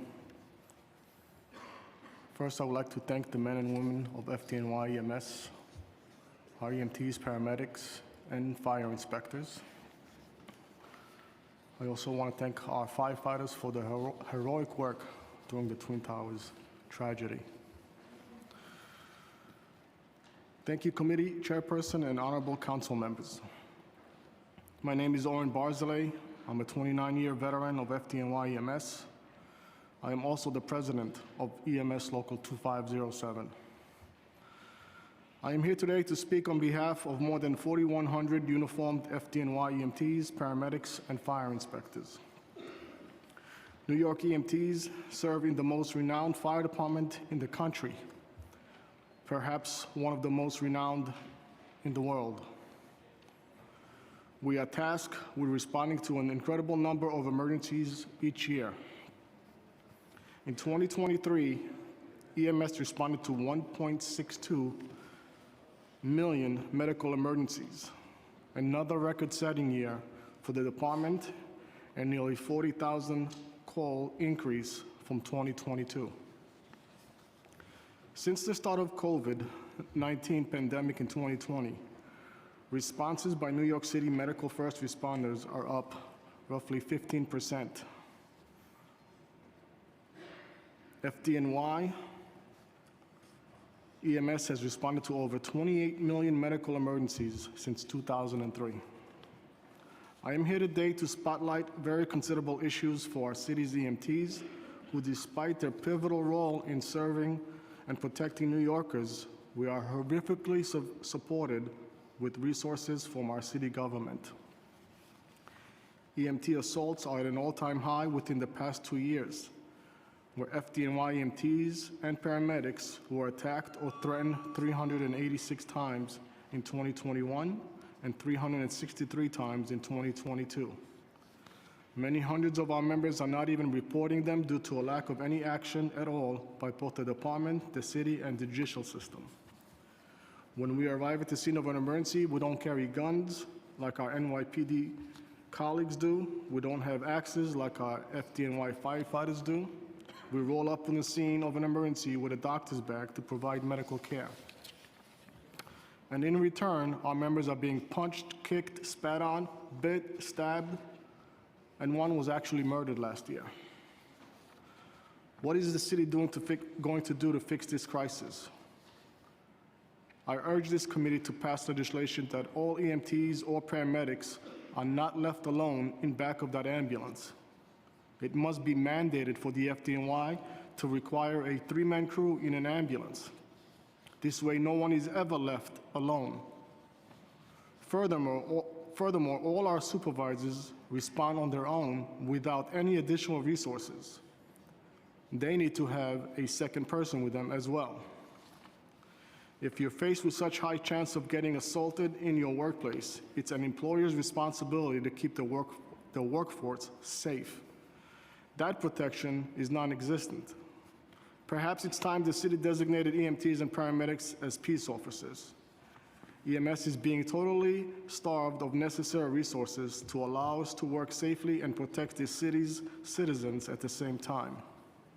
Right now, the FDNY is providing body armor and ballistic vests on a voluntary basis. This tragic uptick in stories about EMTs are being brutally assaulted is worrying. That is why we need guaranteed permanent a 5-year replacement policy in the provisions of body armor. I'm almost done. We feel strongly about keeping our members prepared for any situation or scenario, even in the case they are faced with danger.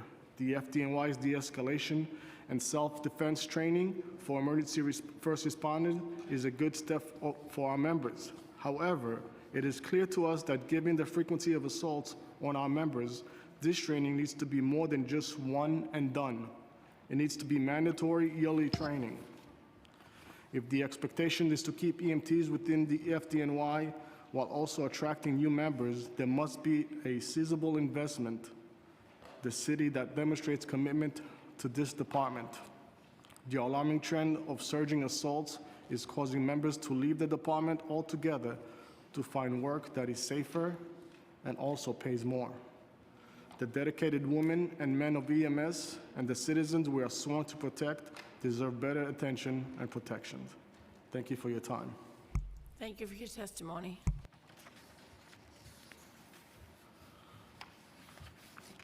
Can I just add something to what the department spoke of?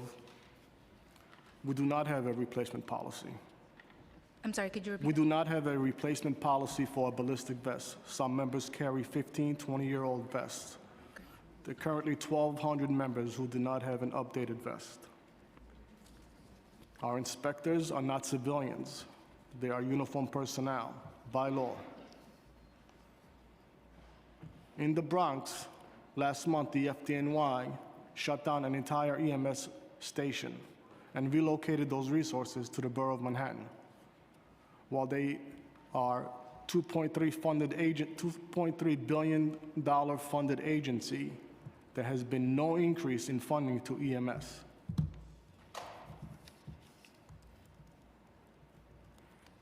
Thank you. Thank you. I appreciate that information, that's the statistics, and look forward to working with you more. Yep, very important. Okay. Thank you to Chair Ariola, who has to jump to a different hearing, but I will be staying here to listen to all public testimony. Please. Chair Sanchez, Chair Ariola, and members of the Committee on the Housing and Buildings and Fire Emergency Management, I thank you for your opportunity to provide testimony regarding 88-2024. For the record, my name is Christopher Rook. I'm the Director of Education of the National Energy Management Institute, otherwise known as NEMI. When we walk into a building, NEMI promotes a healthy building, meaning that when all of us walked in today, we expected that the air was going to be filtered, we were going to have drinking fountains that we could drink from, and that the fire life safety system would respond as we expect. The majority of my career has been proudly being the eyes and ears of the inspectors and engineers. I would crawl in all the god-awful places in a building that no one else wanted to crawl. I would look at fire dampers, which are really just doors that stop inside a ductwork the movement of air, movement of smoke and fire. Smoke control systems that control smoke, and smoke removal systems that help clear smoke so people can get out. As an experienced field technician, I can tell you that a significant number of the fire dampers and smoke control systems do not operate as designed. Occupants depend on these to get out of a building. First responders depend on these to enter a building. And I can tell you about all sorts of individual experiences I had, but I would encourage you to look at the 2021 University of Maryland study. 53% of dampers, fire life safety dampers in existing buildings needed repairs. 41% of existing building stairways required repairs or adjustment, meaning the stairways that are supposed to pressurize slightly so people can get out didn't function. These are very high numbers for a fire life safety device. My second comment is on the importance of workforce standards included in 88. Unfortunately, inspectors do not have all of the time and resources to individually check every part of a life safety system. Workforce standards give the inspector certainty that the report they are looking at and being handed was completed by a technician that is qualified. And there's precedence for this. This is how we do elevators, fire sprinkler systems, fire alarm systems. The inspector needs to have a report by people they can trust. Thank you for your time. Thank you. My name is Alfred Webb. I'm a local manufacturer of a fire smoke dampers, smoke dampers, combination fire smoke dampers, which are used in buildings. I'm also a member of SMACNA. And so when we look at buildings, we see them as complete objects that are supposed to function to inhabit people in them in a safe environment. You want your doors to close, your fire doors to close. You want your HVAC systems to work. You want your smoke purge systems to work properly in that particular case. What I have before me here is a damper, and there are hundreds of thousands of these in the New York City buildings. Now, how they work, because I don't know as to whether you're aware of this, but you'll see these inside walls if you were to open up the walls and look at them. They prevent the spread of fire smoke from one side of the wall to the other side. What happens is the little pieces I gave you will melt at about 165 degrees, and when that happens, this is what happens. This closes. Make sure everyone's awake. Now, what that does is it prevents, again, smoke and fire from this side of the wall to get to this side of the wall. Now, if this isn't properly done, if it isn't properly maintained in the time period that is stated 4 years for most buildings and 6 years for other buildings. If it's not tested, someone doesn't come along physically touch it and work on it and make sure it works, then what happens? We have smoke that'll go from one side of the wall to the other side of the wall where people are. And people need to be able to get through those means of egress safely. That's how buildings are designed. They're designed with means of egress that are supposed to be clear, open, have oxygen in them, like stairwells, pressurized stairwells, and like hallways, so that people can go there and evacuate the building safely. So thank you very much for your time. Thank you. Thank you for spooking all of us. I didn't mean to do that, by the way. Phil warned you. It's a good spook. It's a Hi, good afternoon. My name is Melissa Barber. I am with SMACNA Long Island. I've submitted my testimony to the council, which echoes that of many others in support of INCHO 88. So rather than being redundant, I just want to thank you for your efforts and your attention towards improving fire event outcomes in New York City. March 25th will mark the anniversary of the Triangle Shirtwaist Factory, that horrific fire in 1911 that trapped and ultimately killed 146 garment workers. That tragic fire served as a catalyst for implementing workplace safety standards. Today, fire still serves as a powerful reminder that we must always be vigilant in updating and enforcing our codes and laws around fire safety. In New York City, ensuring, as other jurisdictions have done, that qualified individuals inspect fire smoke dampers and smoke control systems that, would be another positive step in prevention. So thank you. Thank you. Good afternoon, Madam Chair. My name is Daniel Avery. I apologize in advance for not having any sound effects, just testimony. I'm the Director of Policy at the Real Estate Board of New York, aka REBNY, and I'm testifying on 17A, having to do with electric vehicle chargers. REBNY supports the goal of this bill to make electric vehicle charging equipment more available. Doing so will further the city-state ambitious plans to cut greenhouse gas emissions from the transportation sector by facilitating the transition from gas-powered to electric vehicles. Scaling up EV infrastructure along with intensive efforts to green the electric grid will also help to improve local air quality. REBNY urges the Council to consider a couple of practical challenges. First, we appreciate that the bill provides a number of waivers and exemptions for situations where meeting the requirements of the proposed legislation is either very difficult or infeasible. The bill would be improved by strengthening the exemption for garages and lots associated with buildings that are 100% affordable, as these buildings are least able to manage the added cost of the project without tapping into highly limited city subsidies. In addition, because existing lots and garages must be updated to meet the bill's requirements by 2035, we do not think it makes sense to have a second standard for such facilities that are undertaking alterations. The reality is that upgrading electronic infrastructure in existing facilities is expensive and time-consuming. Allowing existing facilities until 2035 to comply with the law acknowledges and responds to that reality. Furthermore, many alterations undertaken at a building will pertain to other aspects of the garage or lot that are unrelated to electric capacity. For example, roof replacement or lobby renovation. Therefore, the bill should exclude alterations of existing structures for its mandates. Again, we support the goals of this bill and look forward to working with the city to finalize it. Thank you. Thank you so much, Mr. Avery. Just two quick follow-up questions.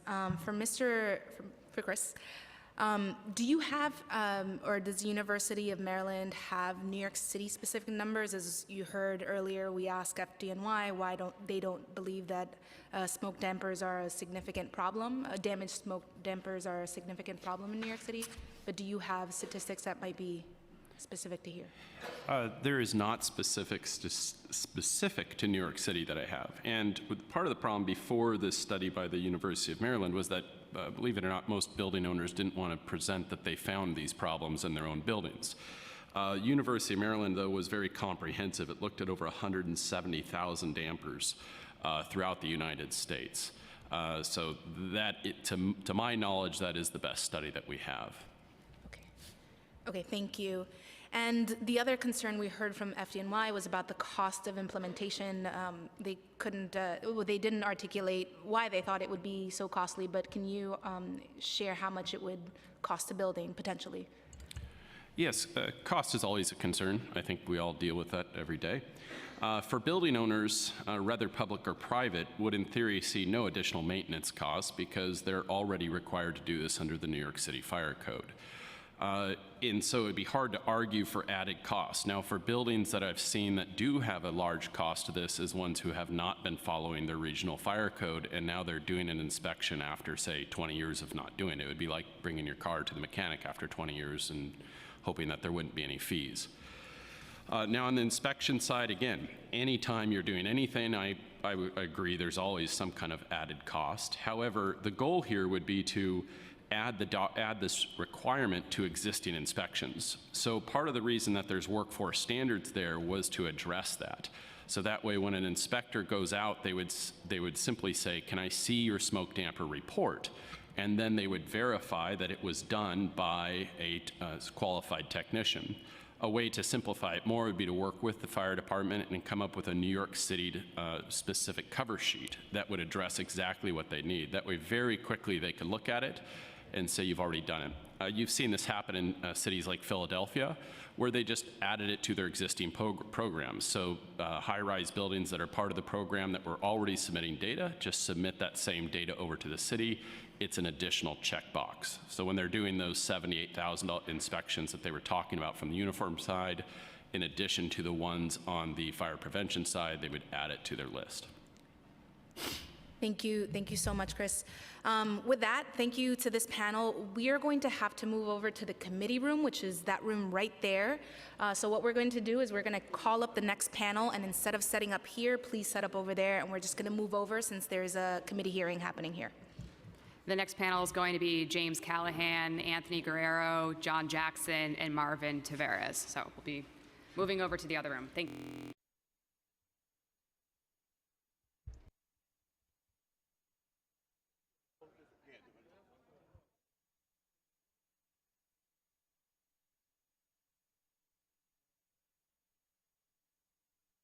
Ladies and gentlemen, once again, this is the continuation of the Committee on Housing and Buildings, jointly with Fire and Fire Safety. Madam Chair, you may continue. Thank you so much. Am I good? Thank you so much for your perseverance. So we're going to continue with public testimony. You may begin. What's up? Good afternoon, Chair Sanchez and committee staff. I'm grateful for the opportunity to present my testimony on Intro 88, which focuses on the introducing qualifications for individuals responsible for conducting periodic inspections, testing, maintenance of fire and smoke dampers and smoke control system.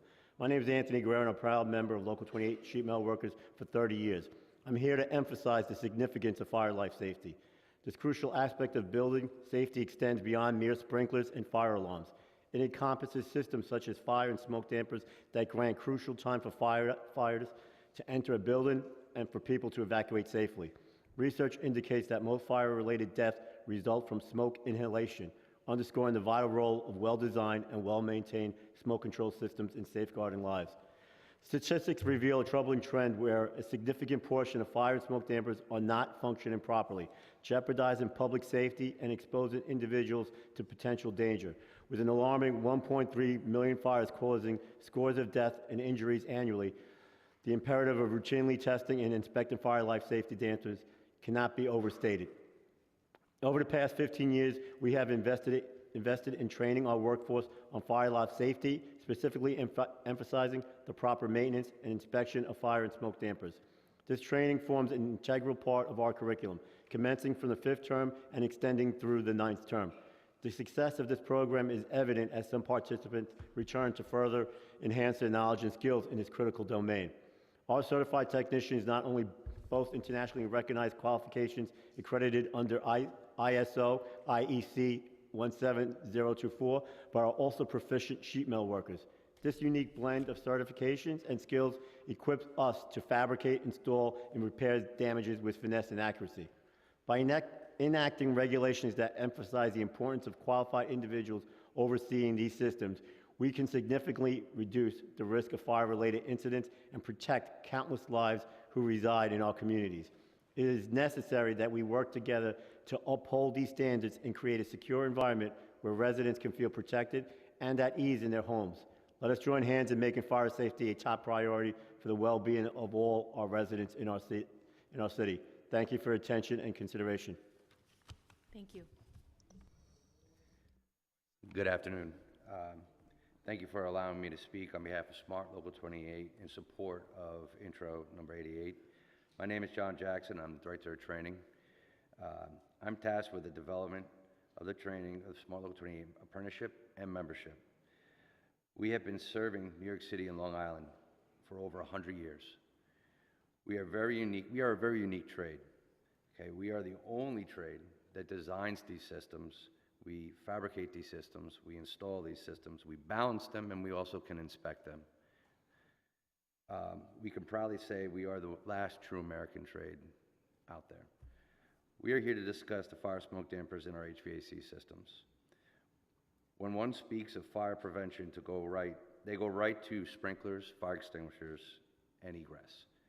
They never really think of HVAC systems. The HVAC system is not only used for climate control and air purification to prevent Legionnaire's disease or any other diseases in the building. It runs through the entire building, from the basement to the roof. It is strategically filled with fire smoke dampers to control the spread of smoke and fire from floor to floor, and even room to room, depending on the design.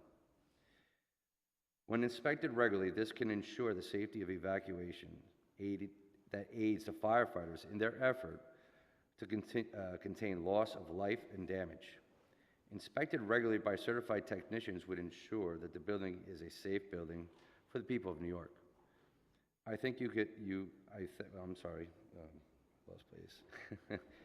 Recently, we actually did do a training with the FDNY inspection team. It was a free training in our facility. We have in our facility an actual mock-up for a fire smoke damper inspection. It's a live trainer. I'd like to take this opportunity to invite anybody who's interested here on the panel to take time out of their day, if they would like to, and visit the school. We would gladly go through and show you the validity of the inspection and the technician and the training that we do with our members. With that, I'll thank you. Respectfully, John Jackson, Local 28. Thank you so much. Good afternoon. Chair Sanchez, thank you so much for your poignant and very comprehensive testimony to get this ball rolling. It was very well thought out. My name is Jimmy Callahan, IA number 889076. I'm a 32-year member of Local 28 Sheet Metal Workers, which means I've been around. We've done retrofits in the old buildings that Chief Woods was speaking about, and we do new stuff, obviously, but the older stuff is the big problem. We've been in the buildings where we retrofit, and you'd be surprised to see wooden chocks holding these dampers open, baling wire holding the dampers open, never to work. Massive problem. You hear the terms NEMI, ISO, IEC, and NFPA. These are all the agencies that really put the rubber to the road to make sure that our people are skilled. You put the right people in the right positions to save lives. I heard the fire department, unfortunately, talk about the cost. That should not be an event horizon in this specific realm. This is about lives. Cost is something totally separate. Has to be addressed, but that's not where we're going. When you think about the amount of buildings we have in the city, thousands and thousands of buildings, which translates to hundreds of thousands of dampers, which translates to catastrophic problems could happen at any time, which they have been stating. We need to get in there, and we need to start doing this immediately. Our local supports 2,300 active journey persons, and at any given time, 400 to 500 apprentices, all certified under the ICB, ISO, and the IEC standards to be these damper technicians. It is my belief, it's our belief, I don't want to rehash what the gentleman just said, that this is the most important legislation we can think of moving forward, because it specifically deals with the inhabitants of the buildings, the lives of those people. and our first responders that have to get in there and get out if they have to, right? I think that's pretty much it. I mean, I could go on, but I think I'll end it there. Hand it over to Marvin. Excellent. Thank you so much. Let me see if I can do better than him now. Good afternoon, buenas tardes.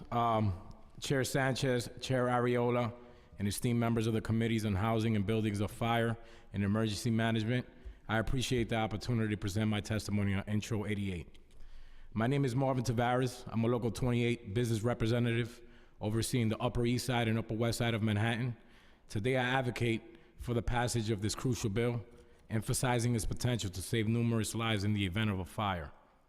Our city has witnessed tragic incidents claiming many lives. Fire life safety, specifically the absence of stairwell pressurization systems, smoke purge systems, and fire smoke dampers have been identified as a critical factor in these incidents. In my role, I encounter numerous buildings lacking inspection and maintenance of these essential safety systems, with some even lacking them altogether.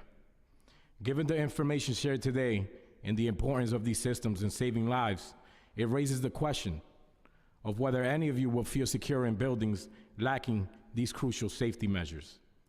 Our union, Local 28, takes pride in training our members rigorously on fire life safety through top-notch instructors and state-of-the-art facilities. Let us prioritize the maintenance and implementation of these systems across New York City, ensuring they play a vital role in preserving lives when the need arises. I want to thank you all for your attention on this critical matter. Muchas gracias, and I hope we can work together to make this happen. Thank you. Excellent. Thank you so much. Gracias. Thank you. I'll now call up the next panel. Sabrina Liriano, Brian Smith, Casimir Caesar, Phil Montoucri. Please come up to the table.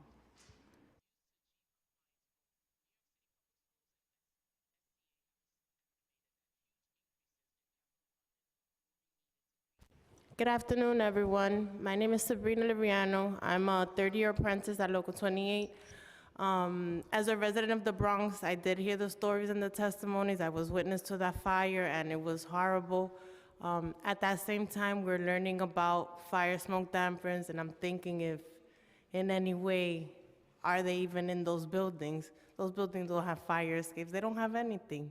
So it's like, once you start learning about the internal part of the business and what it does to the people that actually reside in those areas, it's very impacting. So for Intro 88 to come into effect, it would be great for not only us that are working on the outside, and it is providing jobs and everything for everyone.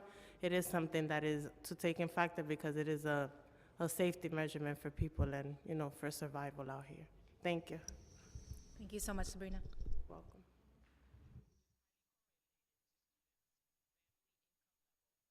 Good afternoon, Chair Sanchez and members of the Committees on House Building and Fire Emergency Management. My name is Brian Smith. I live in Jamaica, Queens. I'm a fourth-year apprentice in Local 28 Sheet Metal Union. I joined the union for the benefits of my previous job that could not offer me. I have been blessed by the many different career opportunities my union offers. I'm here in support of the Intro 88 bill. Fire life safety is one of the first and cheapest defenses of saving lives. As a biological service technician in my previous job, I have seen firsthand the damage and distress of faulty fire prevention equipment. I support the Intro 88 bill to make sure my friends, family, and loved ones can safely walk into a building knowing that Local 28 properly installed and inspected all fire life safety measurements. In addition, the countless jobs it will create for my local. I hope that you can support the Intro 88 the way my union does. Thank you. Thank you so much. Good morning, ladies and gentlemen of the council, my fellow brothers and sisters of the local. My name is Casimir Caesar, and I am from Queens, New York, and I do represent our Local 28 Sheet Metal Union pertaining to Intro 88. And I'm also currently in my fourth year of the sheet metal apprenticeship. And over these years, I've grown to understand and appreciate the importance of my trade, especially coming from a dead-end job where, I'm fighting for survival, trying to pay my bills. I viewed work more as a chore than anything else. But now I know for a fact that since we have almost 8.5 million people fighting for their lives in New York City, that this is something that is crucial to the betterment of our society. And that's what we want for everybody. We want prosperity, we want life, we want safety. And with as many people as there are in New York City, we know how congested that these buildings can get. And one sudden fire can kill an entire family and then some. So we see that example is at Twin Park. That's a terrible situation that occurred. And if we take more care in how we examine fire and life safety, that means checking that our dampers work, making sure that they're installed correctly. This can be a life-saving work for our local union. And myself, along with my brothers and sisters of the local, take extreme pride in what we do, and it will be an honor to add this scope of work to our resume. And I know that we can get it done. Thank you. Thank you. Good morning, Chair Sanchez, and, well, actually, good afternoon now, Chair Sanchez and members of the committee. My name is Phil Montori. I'm the Testing and Balancing and Fire Life Safety Instructor at the Sheet Metal Workers Local 28 Training Center in New York City, and I'm here to speak in full support of Intro 88.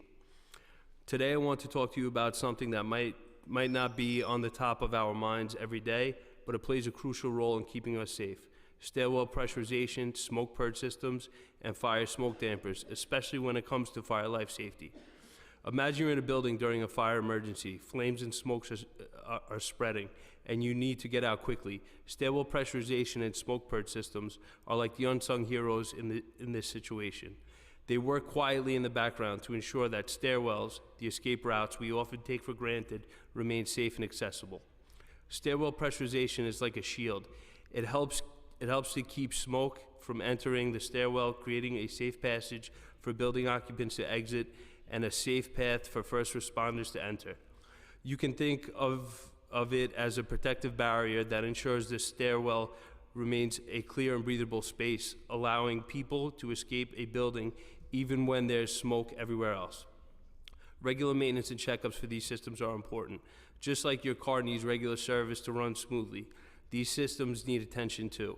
Imagine relying on your car in an emergency only to find out it won't start because it hasn't been maintained. The same goes for the safety systems. Regular maintenance ensures that stairwell pressurization and smoke purge systems are ready to perform when we need them the most. A trained and certified technician would visually check for any faults, replace broken parts, and make sure everything is working as it should.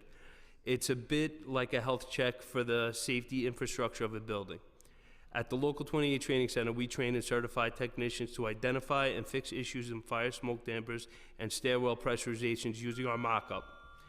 If these systems aren't properly maintained, they might not function correctly during an emergency. Smoke could infiltrate the stairwells, making it difficult for people to evacuate safely.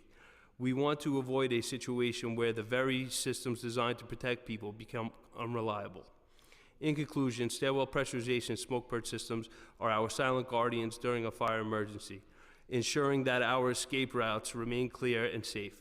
But for them to be effective, we must prioritize the maintenance. By passing Intro 88, it's a small investment in ensuring that when the time comes, these systems are ready to serve their crucial role in preserving life safety. Thank you. Great, thank you, Thank you so much. I really appreciate that analogy of the unsung heroes and the silent guardians. Also, love that shirt, so committee, as long as it's under, I'm just kidding. Thank you. Thank you so much. Thank you. Thank you. Our next panel is going to be on Zoom, so please accept the prompt when you are told to unmute. We will start with Jeff Parks, followed by Adam Roberts.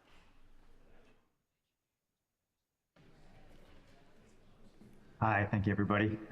Chair Sanchez and members of the committee, thank you for the opportunity to provide my testimony on Intro 88. My name is Jeff Parks, and I work for the Sheet Metal and Air Conditioning Contractors National Association, or SMACNA, and we are an international trade association representing 3,500 signatory contracting firms across the country and internationally. I've been in the sheet metal HVAC industry for nearly 30 years. And currently in my role at SMACNA, it includes providing training on proper installation of fire life safety dampers. But I was also a former Maryland HVAC contractor that employed certified fire and smoke damper technicians who performed damper acceptance and inspection testing on many buildings throughout Maryland, Virginia, and the District of Columbia. So I can attest firsthand to the pervasive issues with the fire life safety dampers as documented in the 2021 University of Maryland reliability study, in which Chris from NEMI noted some of the statistics. On many occasions, dampers were installed incorrectly. They had no or limited access, broken fusible links, debris blocking the damper blade function, broken damper shafts, inoperable actuators, the list goes on. And many times these noted deficiencies resulted in the need for the dampers to be repaired or completely replaced. So had those dampers I just described remained unchecked and in service during a fire life safety event, it could have been catastrophic to not only the safety of the occupants, but also the first responders responding to the event. As I previously stated, I'm in full support of this, and I believe it'll make the building safer for the occupants and help prevent future tragedies. Thank you. Thank you so much. Next, we'll hear from Adam Roberts, followed by Eli Howard. Starting time. Thank you for holding this hearing today. I'm Adam Roberts, Policy Director for the Community Housing Improvement Program, also known as CHIP. We represent New York's housing providers, including apartment building owners and managers. 2 years after the Twin Parks tragedy, the danger from fire in residential buildings is not abated. The risks posed by e-bikes and their batteries have caused the threat of fires to grow. We thank the council for its work in addressing this issue. However, more is needed to ensure tenants and building workers are safe. The council's recent laws have focused on preventing the sale of unsafe batteries and bikes and ensuring bike operators are aware of safe practices. The council must also look for ways to allow for removal of unsafe batteries and correcting unsafe conditions, such as illegal repair shops and charging stations in residential buildings. Currently, there is little to no cooperation between housing providers and the enforcement agencies. This is partly because a housing provider who reports an unsafe condition to NYPD, FDNY, and DEP will face violations and fines simply because the tenant was creating an unsafe condition. Housing providers, whether they be owners, managers, or building workers, do not have legal authority to enter apartments and remove illegal batteries. Housing providers must go through the courts before being able to do so, which can take months, if not years. By putting the onus on housing providers to enforce the law, it allows unsafe practices, unsafe batteries, and storage conditions to persist, rather than encouraging cooperation between NYPD, FDNY, DEP, and housing providers. While the council has taken measures to reduce the fire risk from e-bikes, we have serious concerns about Intro 17/2024, which would mandate the installation of electric vehicle charging stations due to the financial stress this would impose on rent-stabilized housing. The installation of EV chargers requires significant structural upgrades, which can be prohibitively expensive. The bill does account for this by exempting some types of affordable housing, but is only exempting buildings that have regulatory agreements with government agencies. Time's These expired. regulatory Thank you. agreements involve an influx of government funding to maintain buildings. This is a problem since most rent-stabilized buildings do not have the benefit of receiving government subsidies. As currently written, this bill exempts the best funded affordable housing, instead of the housing that is struggling the most, like rent-stabilized housing. We ask that the council correct this to ensure the housing with the greatest financial need is the one receiving exemptions. Again, thank you for holding this hearing today. Thank you so much, Adam. Next, we'll hear from Eli Howard.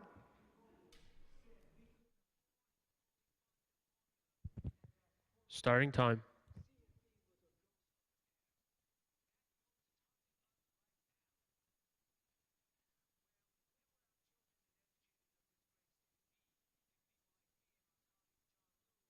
Eli Howard, if you're on Zoom, please accept please begin. You're unmuted.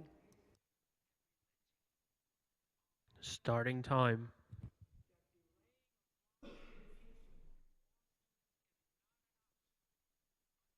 Okay. Next on Zoom, if you are on Zoom, Linda Ortiz or Jessica Belinder.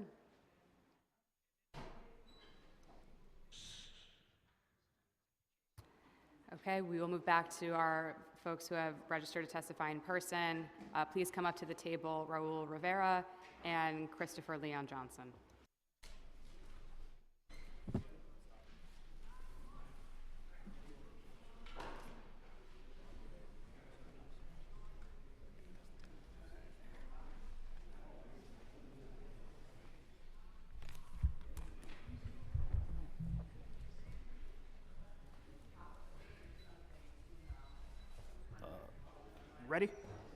Ready? Hello, my name is Christopher Leon Johnson. On the record, I used to be a member of 32BJ as a shop steward for the MTA Eastside Access Project from 2017 to 2021. All right, so I want to say this right now. Where is 32BJ on this? Like, I don't see not one representative of 32BJ advocating for Intro 88 in the city council. Now, where's Dennis Johnston of 32BJ? Where's Izzy Melendez of 32BJ? Where are those two at? I don't see them at all. They didn't even testify. That is not right. As union leaders, so-called leaders of the security division, they should have been here and advocating for the protection of their workers.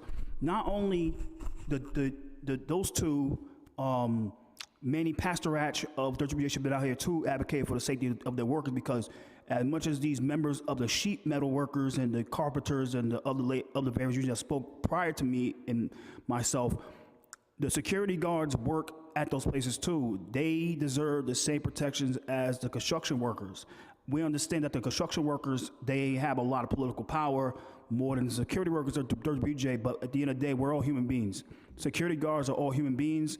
They deserve the same protections as the construction workers. They deserve the same respect as the construction workers. Now, going to that, they deserve security guards that need the same pay, not to say the same pay, but they need the same pay level as the union carpenters and the union members like sheet metal workers. They get paid $60, $80, $100, and some guys get paid $250 an hour, and that's great. They deserve that amount of money for busting their butts. But why are security guards that work on construction sites getting paid $16 an hour, $17 an hour, $18 an hour, with majority time non-union? Even the union guards that work on those sites get treated like garbage by the companies that are hired to do the security supplying. Now, I'll say this right now about Intro 88, about with the smoke tampering, with the smoke, the machine. I used to have one of those cars. I think it was the S80, the S6, S89, something like that. I forgot the exact number. I used to have that. But I will say this right now. You have to put that law with the fire department to use it for every year instead of every 3 years?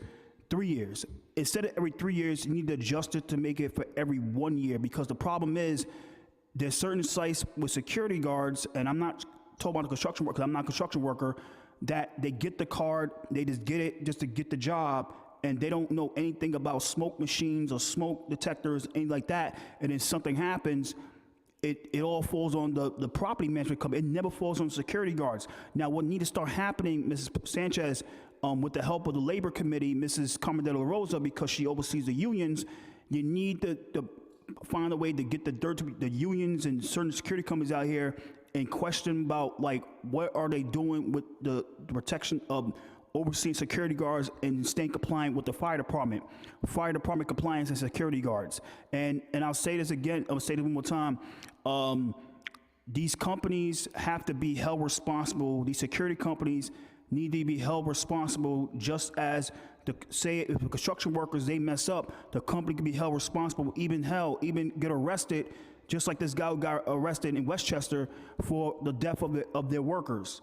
Now, security companies need to have that same responsibility just as the construction companies. And I'll say this right now, when it comes to fire control, with the security companies, the unions like 32BJ need to be held liable too, because they're the main ones that advocate you guys on how the game go with security companies and security agencies. So the company like 32BJ need to be held responsible. 3BJ need to start advocating for proper pay for security guards on construction sites. Thank you. Thank you. Thank you. Thank Thank you, you. Chris. Thank you. Good afternoon. Can you hear me? Good afternoon. My name is Raul Rivera. I'm a TLC driver and a TLC driver advocate. I'm a proud taxi driver in the city with over 23,000 trips. I'm the founder of NYC Drivers Unite. We have a petition to reform the TLC, and soon we'll go to court to sue them. I want to share a quote before I forget it. Our lives begin to end the day we become silent about things that matter. Martin Luther King. I want to share another quote. Humans first, technology second, today, tomorrow, forever. I want to mention security. I want to talk about, I am doing security. There's a lot of issues in the security division when it comes to 32BJ. I was working at FIT, the school on 27 and 7. There was a suicide that happened there because of poor security. We've been striking since last year. We had 3 strikes. We try to reach out to President Brown of the school. We try to reach out to the deputy directors that basically had me removed from the site. There's a lot of issues happening around safety, FIT, and we're striking against FIT to have these 2 public safety directors removed, Mario Cabrera and Ishmael Kwanunu. And we tried to speak with Israel Melendez. He's the vice president to 32BJ Security Division, and he refused to listen to us. He doesn't stand with his 32BJ security members. So on March 13, we're gonna have a big strike for the first time ever in front of 32BJ. Safety is important for us. We're underpaid, we are licensed, we are vetted. And this has to do with fire safety. A lot of us are fire officers that we watch staircases. We're put in places where a building was already burnt down, and we have to be there present. You need a fire watch guard there 24/7 when there's a fire. These fires that happen throughout the city, and so we're striking for the for the security officers. They're getting paid $16.70 an hour, and we're licensed, we're vetted. We're fighting for dignity and respect, and we ask for the removal of these 2 public safety directors, and we thank you for the time. Thank you so much, Raul, and thank you, Chris. Thank you. Thank you. Thank you. Enjoy your day. There was a suicide. There was a suicide because the school was open 24 hours. The guy just ran into the building, went to the roof, and he jumped. That's poor security.